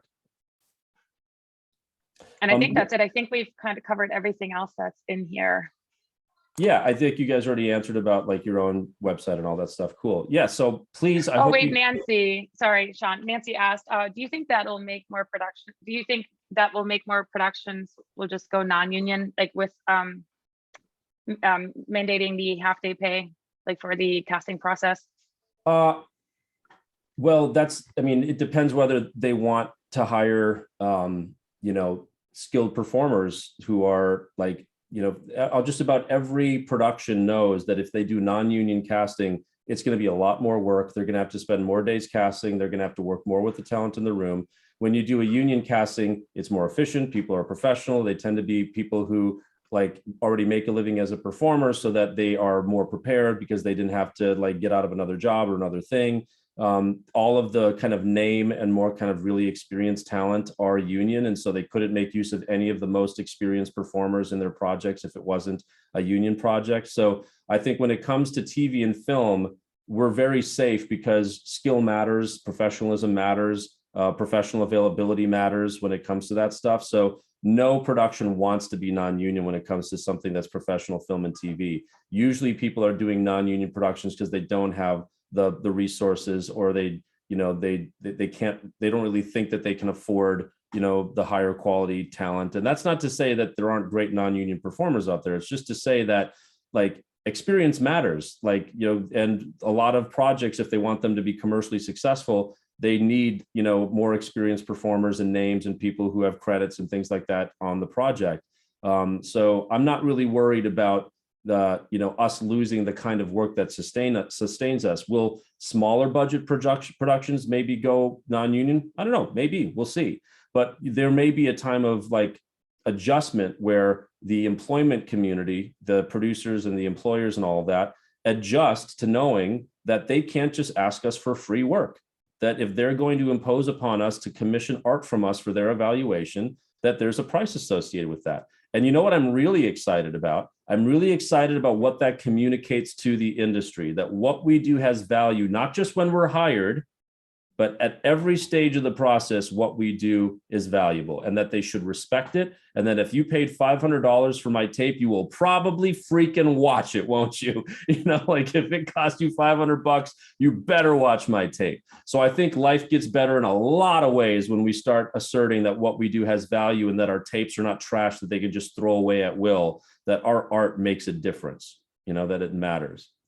So that's kind of my. Yeah, I'm gonna piggyback on that a little bit because you're obviously there are different markets. Here I don't know. I'm assuming it's the same in Cali. They've actually added this commercial 13-week voucher that is more of a regional contract. And what happened, and this could have just been timing. I'm not sure if there are other influences that we're just not aware of, but we used to have a good amount of SAG projects come through every month, and I do not know. But maybe a handful of people now that can actually fully live on this in the state of Florida, even if they're traveling outside of state and whatever. And especially because these new, and I don't want to get into all the logistics right now of SAG-AFTRA, but just to bring it up as a real concern, if all of a sudden what used to make them maybe $5,000 or $6,000 or $8,000 or $10,000 now gets paid like $900 or $1,100 or $600, and it's like time that they change kind of things to try to adjust and bring over non-union contracts into the union. I feel like it's made, at least for our state, and it could be other reasons as well, that kind of backfired a little bit. So not a little bit. I go on. Well, I know. I have watched over the 20 years us go from almost every commercial being union to most commercials being non-union. And there's a variety of factors for that. And so when people are asking me, should I join the union or not? One of my questions is, well, it depends whether you are depending on commercial income as part of how you support yourself as a performer. Because if you're a commercial performer, most of that work has gone non-union, and for not good reasons either. Like the union totally could have done stuff to avoid that with better leadership. And I'm on record of being one of the biggest critics, but also one of the most staunch unionists you'll ever meet. But, I've been very open about my criticism of what our union has been up to for the last 15 years. And so, we've got some serious problems to fix. Just because we have a union doesn't mean it's functioning properly. But the more of us who are engaged in it can help to make sure that it gets back on track. And so I consider myself to be part of the next kind of generation of union leaders that's trying to change things back to getting us on track. But it'll take some time for us to recover lost ground in the commercial space. And so, the Missouri Valley Local is another example where when SAG and AFTRA merged, they got forced to use the main terms of their commercial agreement, which was way higher than what the market was used to paying for talent. And so they lost almost all of their union work, and it took them 10 years to get a regional code established that lowered rates to be able to be more competitive with non-union rates. But a lot of their members went financial core, resigned, whatever, because they couldn't make a living doing commercial work in that market anymore. So yeah, the leadership that we have, the volunteers that we have in the union has a direct impact on whether there's more or less union work available around the country. So if things are not working properly in your area, you guys have the Miami local that serves, I think, Florida and Alabama or something. But, it's those elected leaders that are responsible for overseeing what's happening in that market. And if things aren't happening the way that they need to, then either people need to be voicing that, or they need to replace those leaders with people who are more attuned with what's happening in that area. But that's really painful to hear, right? Like, it was painful for me. I used to have 6 or 7 spots running every year, and now I'm lucky if I have a spot running. I mean, I have a Home Depot campaign that's coming out in the next month or two, but that's the first national commercial I have since the pandemic struck, so it's a different world. I used to go out and audition 3 to 4 times for commercials, and now I get maybe a commercial audition a week or something. So, but I'm thankfully, I'm one of those fortunate performers to be on a show. And so I make my money from my salary as a performer on The Chosen, and I'm not dependent on commercial income. And the contract I have with The Chosen allows me to take other jobs too, as long as it doesn't conflict with their shooting schedule. So I can shoot other series, I can shoot films. I just made a movie. I shot 911 Lone Star last year. It's like I can do other stuff while I'm on that. So I haven't been as dependent on commercial stuff. But it's brutally painful for me to hear you say that you guys aren't thriving with union opportunities out there. But I think everybody recognizes that if your dream is to work in film and television, the union is going to come into your journey at some point. And so better to know about how it works before you kind of get, because otherwise it can feel like you were forced to join, right? You can feel like I'm being extorted by this organization to spend $3,000 just to continue doing what I want to be doing. I mean, the initiation fee is lower in the Miami local. I'd have to look at what it is, but it's only $3,000 in New York and LA. But even if it's like $2,000 or $1,500 or whatever it is in your local, it's like, I just have to pay that to keep doing what I love doing. That doesn't seem right. But if you really understand how the union works and if there's a lot of value to the membership that's apart from just like, I just have to pay to continue to do union jobs, you might be super excited to get involved and join the union at the appropriate time. So, but we can have that conversation another time. I had a couple more questions that came privately. So how do you feel? I mean, we actually, so it was kind of a big deal when Telemundo here went SAG in general for their employment contracts. And to the best of my knowledge, I haven't seen a single SAG casting come through from Telemundo ever. Maybe like the first week it happened, I think there was something, and that was that. So, what if they commit to doing this and then nothing? Yeah. So how does that work? Well, I mean, that's kind of what happened with commercials. Like, it's a similar situation, right? Like, I joined because the union commercials could pay really well. And then after being a union member for a while, I've seen that work dry up and most commercials go non-union. So I'm like, hey, I joined this thing to work, and now I'm not allowed to do non-union work. And yet I don't have as many commercial acting opportunities, right? But that's why, for me, at least in my situation, I've been able to diversify into doing, not that I was always doing theatrical as well, TV theatrical, but so I'm still able to sustain myself as a performer, even though I'm not doing that kind of work. But if people were counting on Telemundo jobs as a condition of their union, membership, and then now they're not getting those opportunities, then, they were, what's the right way to say it? It feels kind of like they were misled into how healthy it would be for their careers for them to do that. And the union, and this is kind of like, I'm not asking you to agree with this statement, but just speaking candidly, it looks really good for a union to say, hey, we organize this Spanish speaking thing, but then not be accountable for making sure that community is well served and thriving. So the responsibility for that, I lay at the hands of those that did that, and those are responsible for organizing that work. But then if they're dropping the ball on making sure opportunities are there for those performers, then, that's on them. And people need to be vocal about that to their leadership about it. Awesome. Thank you. And I think we're going to go to the questions that people actually raised their hands. William, do you want to go first?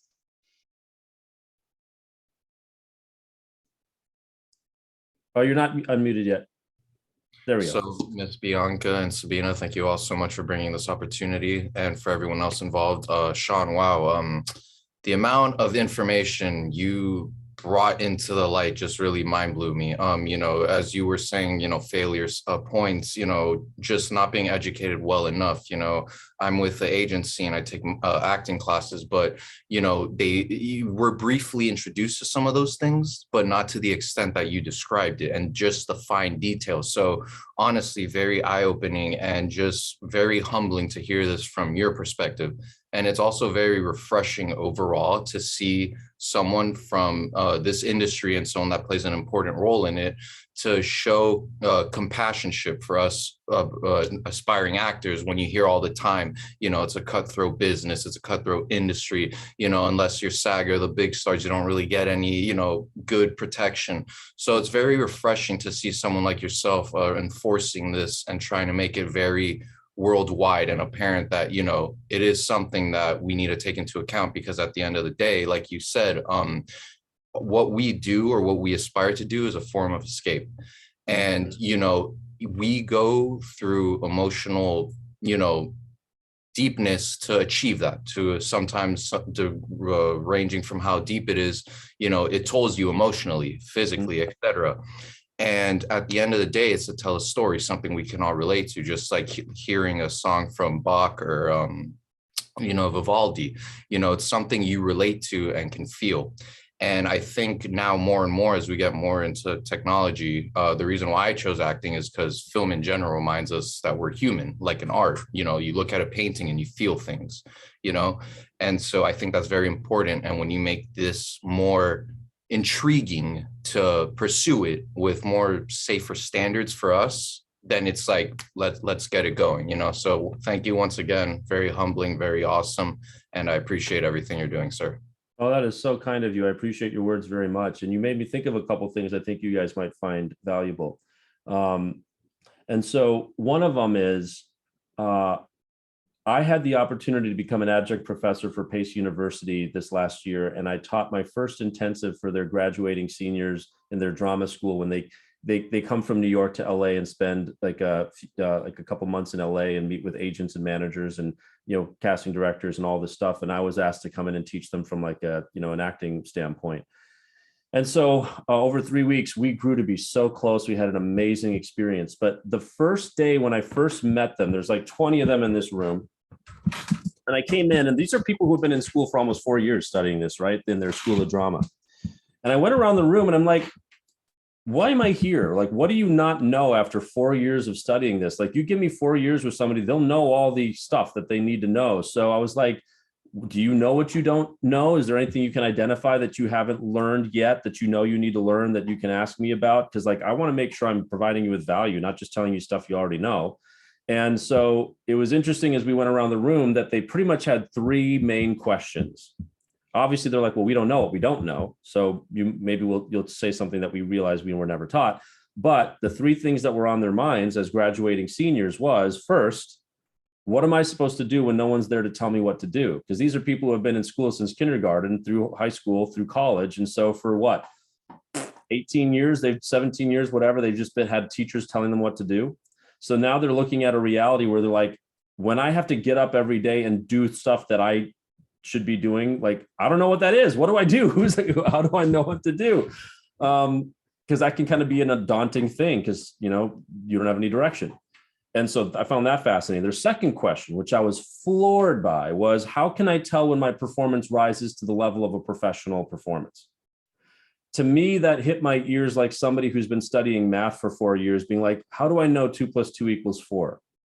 I was just gobsmacked by it. I'm like, well, how weird that you can study this for 4 years and not know when your performance rises to a professional standard. But I had compassion and understanding for it. Maybe some of you have the same question where you're like, how do you know when your performance rises to a professional standard? The third question that they asked was, how am I supposed to network? I'm not good at parties and I'm kind of shy and I'm more introverted. So how am I supposed to network? And I was like, who on God's green earth told you that you need to go to parties to network? That's like, if you want to build professional relationships, you have to build them in a professional environment. You want to, you know, if you go to a private social environment, you can look forward to a lot of mess of the collapse between the professional and personal and social kind of aspects. And that's when people get into trouble. So I'm like, you know, if you want to build a professional relationship, do it in a professional format. And I told you guys I'd share with you one of the ways that I do that. That is, I've found has completely changed my life. So those are the kind of the three questions that the Pace University students had. There was one other thing that was asked at the end, because after the 5 weeks, we had kind of a wrap-up session where they're like, okay, so this is our last class together. Like, we just spent the time talking. And one of them said, like, how would you advise us to protect our mental health as we get into this really tough industry where it's like dog eat dog and it's a struggling career, you're trying to make ends meet and da da da. And like, it's really a tough journey and all this. And I'm like, whoa, whoa, whoa, whoa, whoa. Like, who told you this was going to be a struggle and a tough journey and blah, blah. It's like, don't go into this if that's what you think this is like. Like, who set the expectation for you that your relationship to this industry has to be tortured and you have to be ready to protect yourself from the bombardment of like crap and like what I mean, like that is not, no parent would want to encourage their child to pursue a career where you were looking at that kind of scary thing. But I'm sure many of you on this call are being like, but it is that way. It doesn't have to be that way though. Like, I've learned from doing this as long as I have and earning my seat at the table. I wasn't given anything. I earned my spot on this show. I've paid my dues. I've made all the mistakes. Like, I didn't get my first TV series until I was 38 years old. And I know there's people who may be older than me that are on here, but I've been at it for 20 years. And I don't know your journey, but my journey, I've put in a lot of hard work and I've lost a lot of opportunities learning very expensive lessons to have a chance to sustain myself in a meaningful story now. Like, so for me, I can tell you from everything that I've experienced that like it not only can it be, it has to be a joyful journey, because no one wants to hire a dark cloud and nobody wants to work with a dark cloud. And the toll it takes with like being affected by that negativity does take a toll on your artistic confidence in you being able to be a leader, because you can't be a lead if you're not a leader. No one's going to hire somebody who they can't trust with that kind of responsibility. Like, you need to have a creative vision. You have to have been trained in an environment where people bring out your own skills as a storyteller, not just make you dependent on their coaching or their opinion of whether it's good or not. Like, you need to be a self-sufficient creative. You need to be a musician who can listen to a mix and be like, that's it. That's what I want my song to sound like. Not like, oh, do you think the mix sounds good? It's like, who's the artist here? You're the artist, right? So anyway, like that actually makes me think of something called the struggle community echo chamber. It's really easy when we go out into the world after having like a transformative experience or a positive experience or changing our mindset or seeing things differently to get bogged down by the negativity of the community that is struggling and like complaining and whatever it is, right? Like, it's like you're vibrating at a different frequency and everybody else just brings you back down to the shit again, like just struggle mentality. It's the struggle community echo chamber, people just trading negativity between each other, right? And you have to really be careful about what that does to your motivation, your soul, your fulfillment, your excitement, all of that. Because there's actually a way to pursue this that's a lot of joy, a lot of fun. And part of that is tied to how much you include other people in your process and people that are healthy for you to be around in your process.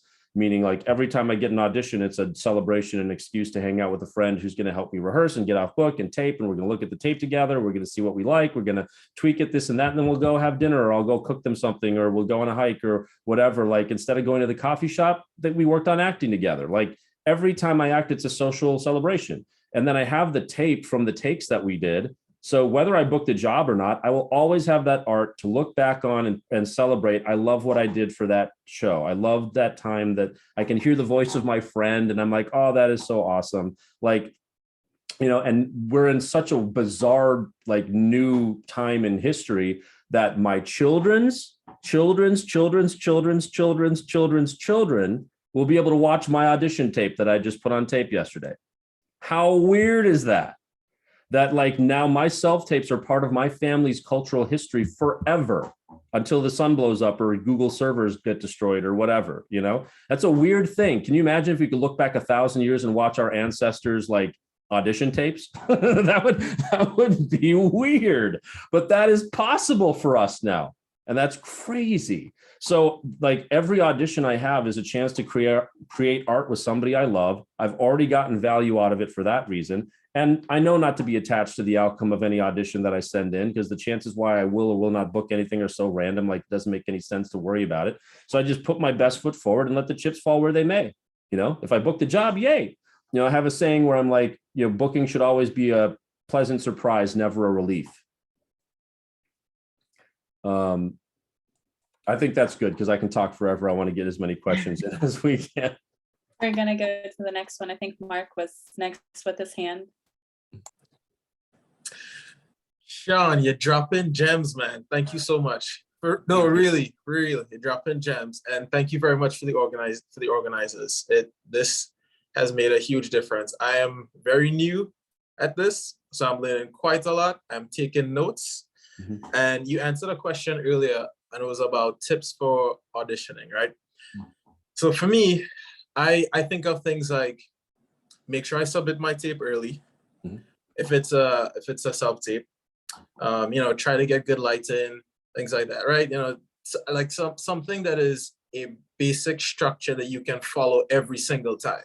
And then if it's an in-person audition, you know, you make sure you show up early, be respectful, be polite, things like that, right?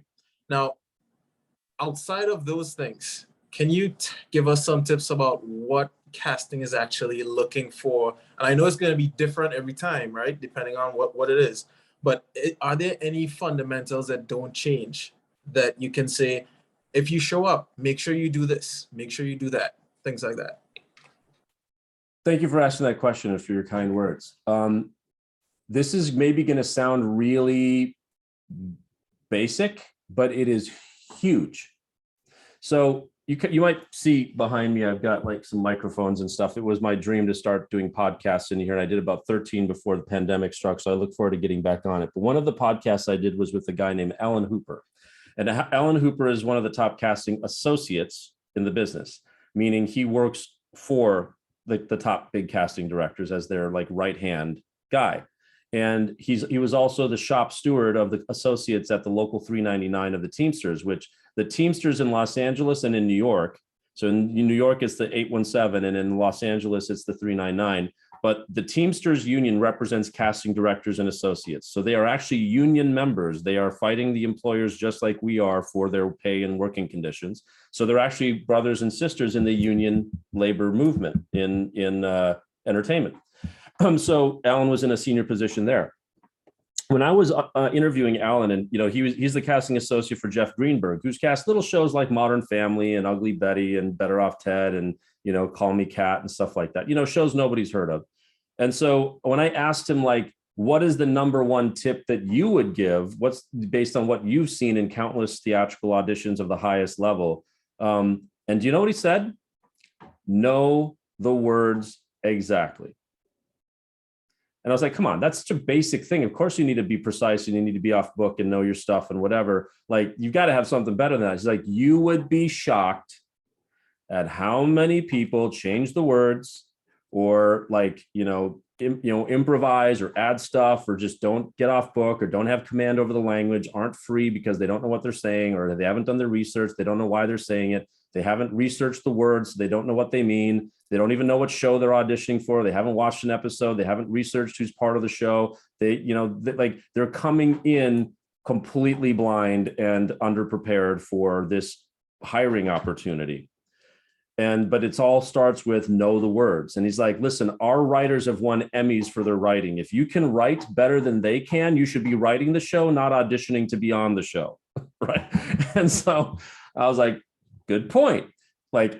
So for me, one of the big things that I can say is preparation and making sure that you are and knowing the words is just one part of a solid process of making sure you're prepared for every audition opportunity. There's actually a article series that I wrote on Backstage called the 12 Steps to Consistently Brilliant Performances. So if you just Google Shaan Sharma and Backstage, you'll see, the 12 Steps to Consistently Brilliant Performances.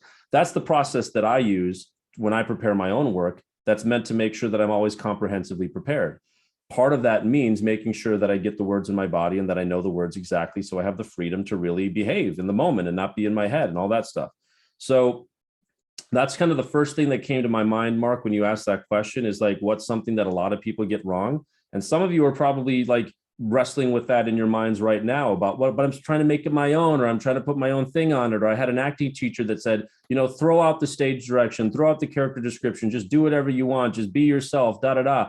And I guarantee you, whoever's saying that to you doesn't get hired working at a high level on a regular basis. That's something that they apply from theater, where the writers are mostly dead. It's a completely different situation when you're sitting across the room from a writer who is very much alive, who put a lot of time and effort into writing the words that are on the page, to structure the jokes just so, or the drama just so, or the poignancy just so. And then here comes some actor coming along thinking that, oh, I'm just going to say whatever I feel like or whatever I want and not serve the writer. By the way, the writers are the most powerful people in television. They're the showrunners, they're the show creators, they run the writer's room. And so for you to go in and disrespect their one contribution to the filmmaking or the television show making process by changing their words without permission, it's so disrespectful. I mean, we have to have respect for our brothers and sisters and siblings in directing, in writing, in producing, in the cast and crew positions. We need to value their contributions. And so it's not about you. It's not about what you want. It's about what serves the story. Everything is in service to the story. It's not about the actors. And when you're actually on set, you realize how you're just one part of a big machine. And actually your performance is not the director's main concern a lot of the times. It's like, let's get the camera movement right. Let's get the lighting right. Let's get the background actors being believable. Let's get like we're focused. Let's like get the right things in focus. Like, we want the actor to just do their freaking job so we can focus on the 50 other things that can slow down a day of production so we can make our day and get the pages shot that we need to shoot. So I would say that a lot of people have been poorly trained to not respect the writing, that people don't listen to the character descriptions. They don't justify the language. They ignore stage directions. If it says smile, there's a reason the writer thought that you should smile in that place. It's your job to justify it, not change it. It's your job to do the things that we've been given. Like, we've been given the blueprint to build this thing. You're not allowed to change the blueprint. Now, luckily, there's so much room for us to add our own creative vision on top of what's there. And how we choose to justify the writing is where we bring our brilliance into play. But you don't get to just change the writing. That's not nice. So I think not listening to the writing, not obeying the writing, not justifying it, not properly preparing, not knowing the words exact, like disrespecting the writer, like those are things that actors make mistakes all the time.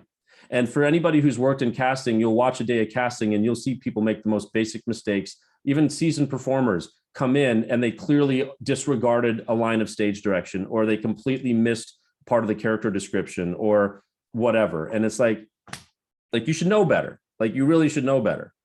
So serving the writing, serving the story, I think is one of the biggest transitions you can make in your mindset that will help you get employed more.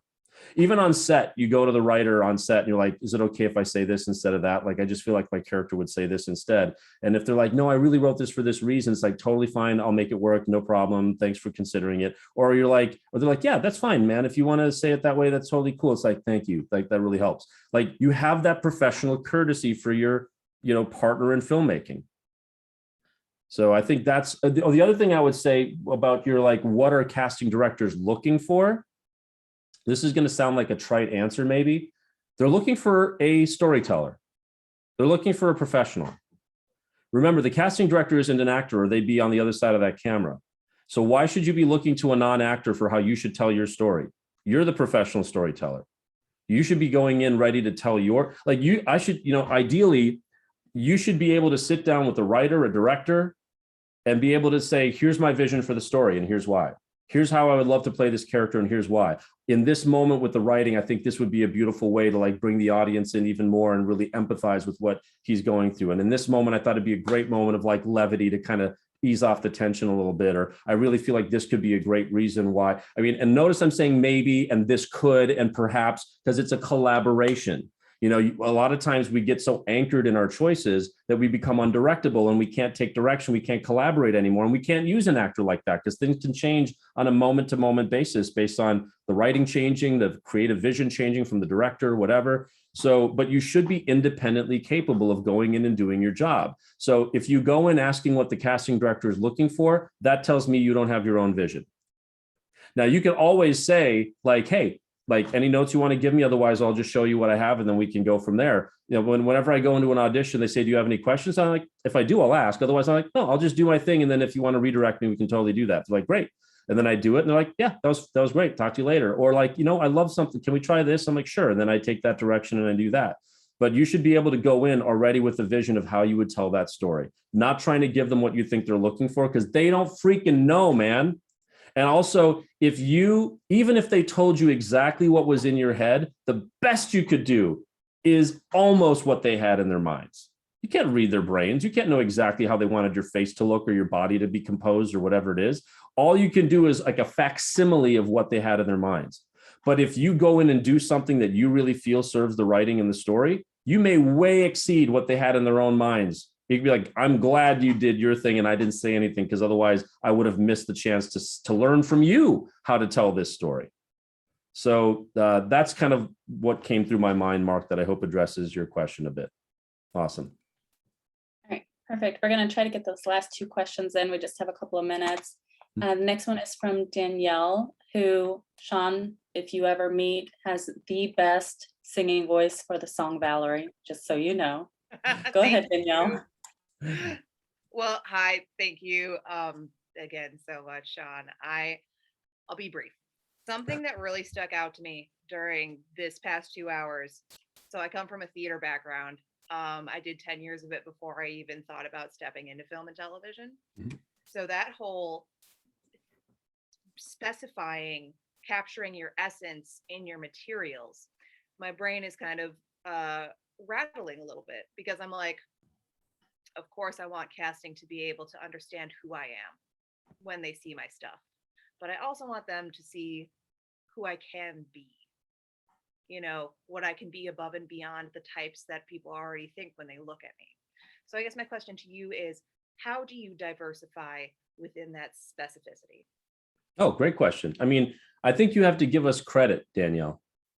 I think you have to give us credit that we will have the imagination to say, oh, I think Danielle would make an amazing X, or would make an amazing Y, or an amazing Z. You don't have to show me X, Y, and Z. As long as you show me who you are, you can let me decide where I think I could fit you into a story.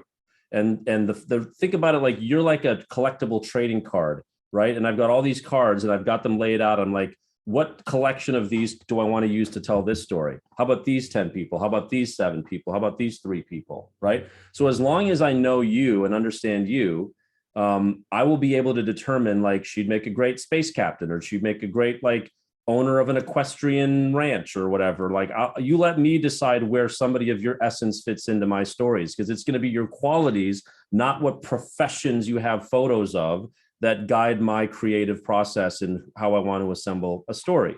The other thing I was going to say about that is, there's something that I call block of metal marketing, where people try to go into a casting office and drop a block of metal on the ground and like, hey, cast me. And casting's like, I don't know what to do with this. But then someone comes along and says, I'm a sword. Great.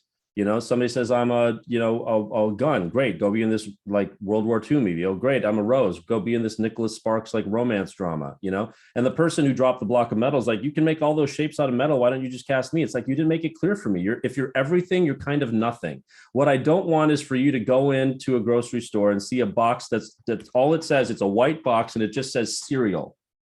Or worse, you see a white box that says every cereal.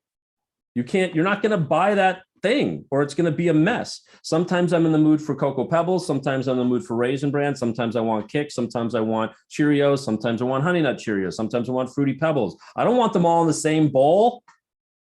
And I also want it to be really clear what I'm buying, so that when I open up the Cheerios, there's Cheerios in it. I don't want to find something different than what was set, like sold to me. So that's why being accurate with what it is that's in your materials is so important. You can't fool me. And if you fool me, you frustrate me.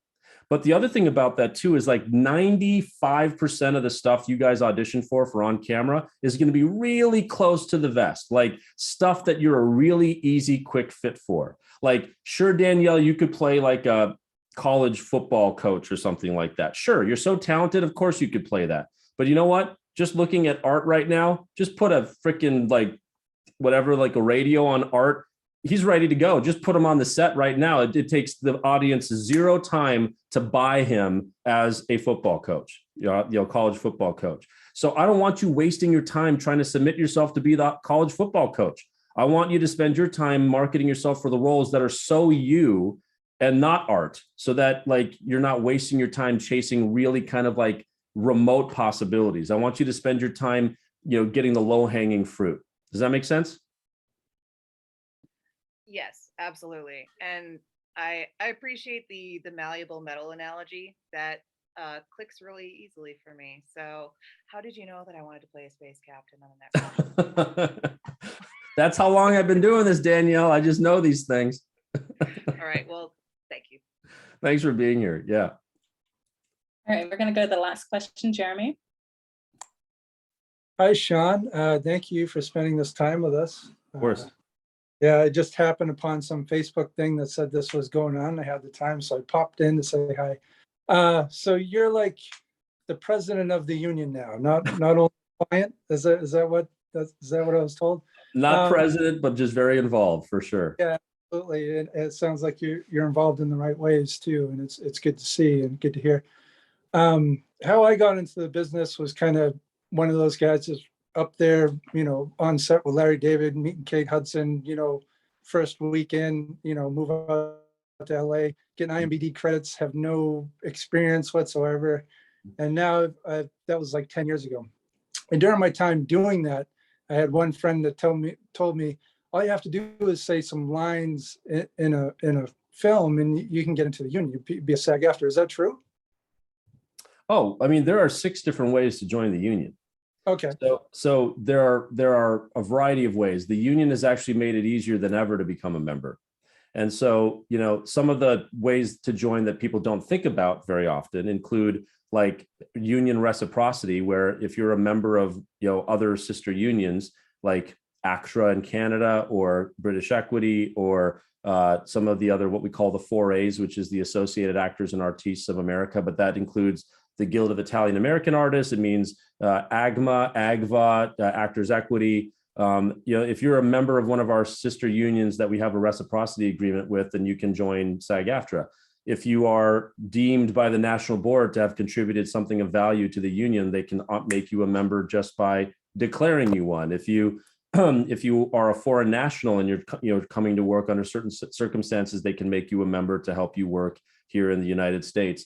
But what people are most familiar with is if you work on a SAG-AFTRA project of a certain contract, which means there's certain budget levels involved, you get into what's called the Taft-Hartley process, which is qualifying to join the union. And that's when, there's something called an OK-30, where like when you do your first job under a particular SAG-AFTRA contract that qualifies you for eligibility, then you have 30 days to do as many union and non-union jobs as you want. But then after those 30 days are up, you either have to ask for an extension, which you can do twice, or the producer is going to be penalized every time you step on a union set and you haven't joined as a member. It's a $500 a day penalty to hire a non-member on a union production. So you don't have to join as long as the producer is willing to eat $500 a day for having your butt on set. But most people like choose to join, or the producer doesn't want to hire somebody who's going to cost them another $500 a day unnecessarily. So that's where people feel like they have to join, they're a must join, et cetera,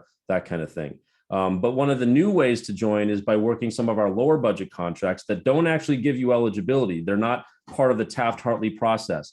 But if you work some of our lower budget contracts, like the moderate low, ultra low, student film, things like that, short project agreement, then you can actually do those types of projects and then join the union under what's called the E-Verify process, which means you just show them that I did these principal jobs or these background jobs on these lower budget contracts, and they will let you join, even though you're not technically eligible, which is a Taft-Hartley term. It's when you work the higher kind of tier contracts. So there are a number of ways to join the union, not just like saying a few lines. And by the way, you don't have to say lines, because if you book a commercial as a principal, and there's like 11 different ways to be a principal actor in a union commercial, you can just be seen in a commercial as a principal and qualify to join the union without having to say any lines.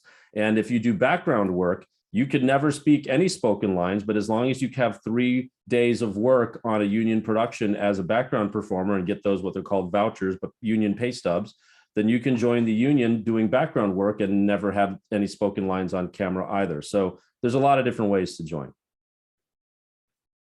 Cool. Awesome. Perfect. Thank you so much. There was one question in the chat that I'm trying to remember. I saw it. Veronica's question about, are you allowed to get engaged in helping get things on track without being union, or how do we get involved in that? Is Veronica still on the thing? Great. Yeah, Veronica is. Sabina, do you mind if I answer that real quick? Go right ahead. Yeah, I was just going to say, this is another thing that I was thinking about when William was speaking. I want you to know, from somebody who's very involved in the entertainment labor movement, that I don't see the non-union performer community separate from the union performer community. We're all one family. Only a certain percentage of us have chosen to unionize, meaning we're actually putting our careers on the line to fight for better pay and standards that actually improve the lives of non-union performers as well, because the union standard becomes what non-union productions try to undercut in order to save money. So wherever we set the bar, we always bring up the other non-union performers along with us, because then they just try to discount it a little bit. But we establish what's professional, and most non-union productions try to accommodate that because they're trying to hire the best talent that they can. And if they're not giving you private dressing rooms, if they're treating you like crap, if they're not paying you well, all these other different things, paying you on time, then it's going to be hard for those productions to find actors who are willing to work for them. So the union benefits the entire performer community, whether you're a member or not. And as I said earlier, I want all of you to be very union literate before you ever join, so that you know exactly what you're getting involved with, and you know how to use the union for your success, so that you're not just sitting back as a union member and waiting to win, that you're actually building community, getting involved, moving things in the right direction, helping to avoid what Bianca and Sabina were talking about earlier, or Bianca was talking about earlier, about where there might be local leadership issues where things are getting ignored that really affect people's ability to make a living, etc. We're only as strong as the people that show up to serve. And so we need as many people to serve as possible. And I have work groups in Los Angeles with people who are not part of the union yet, non-union performers who hope to be part of the union one day, who are helping us do research projects and produce table reads and produce content, put together showcases, all kinds of stuff. There's so many ways that performers can get involved that don't require you to be an official member of the union. So, so for Veronica, if you have any interest in getting involved, you can always reach out to your local, union office, and see if they need any support. You can always reach out to me, and I'd be happy to plug you in wherever I can, of where you think would be valuable for you. But everyone is welcome to make life better for everybody. It's not just for union members alone. Cool. Perfect. Thank you so much. Okay, so we're gonna end here. I think this is being recorded. So if you are a WIFT member, then you are able to review this again. I have saved all of the links. Actually, I got them out of the chat, and I do have the link for your blueprint to success, for the actors. So I don't have everyone's email address, so we'll send this to Janelle, who's the president of WIFT Florida, and see if we can get that out to all of you guys, or email and let me know, and I'll send it to you. But thank you so much for giving your time, as always. You are so educated and give so freely, so I really want to thank you for that. Janelle or Nancy, do you guys want to close up the meeting? Well, you have to throw me in on there, don't you? Sorry. I don't think Janelle's back. So, yeah, sure. Let me put my camera on. And hopefully my hair looks decent. Thanks, guys, for joining us. Shaan, amazing. Thank you so much, Sabine and Bianca, for bringing Shaan to us tonight. If you need more information about women in film, go to womeninfilmfl.org and check out our membership opportunities. Keep in mind that you're a state member, and being a state member, you get to do activities, whether virtual or in person. throughout the state for your membership dues. Also, you're also become a part of WIFT US, and WIFT US is a national nonprofit organization that encompasses all the WIFT chapters across the US, and we offer national networking nights and guest speakers once a month, and national crew list that's complimentary with your Women in Film Florida membership. So keep that in mind. That's one of the perks that we add at the national level for the local organizations like ours in Florida. So thank you again. Have a wonderful evening, and we hope to see some of you back. And Shaan, it was amazing. Bianca and Sabine, thank you so much. Thank you so much for the invitation. It was so much fun. Janelle, anything from you? I don't think that she is. I just came back on. Sorry, I was wrangling a 5-year-old in the tub. But thank you so much, Shaan. We are indebted. We appreciate it very much. A lot of really great information tonight. So thank you very, very much. And if anybody has any questions or follow up, feel free to email us at info@womeninfilmfl.org. Awesome. Thank you, everybody. It was so fun. Have a wonderful rest of your night. Thank you. Thank you. Bye. Bye, everyone.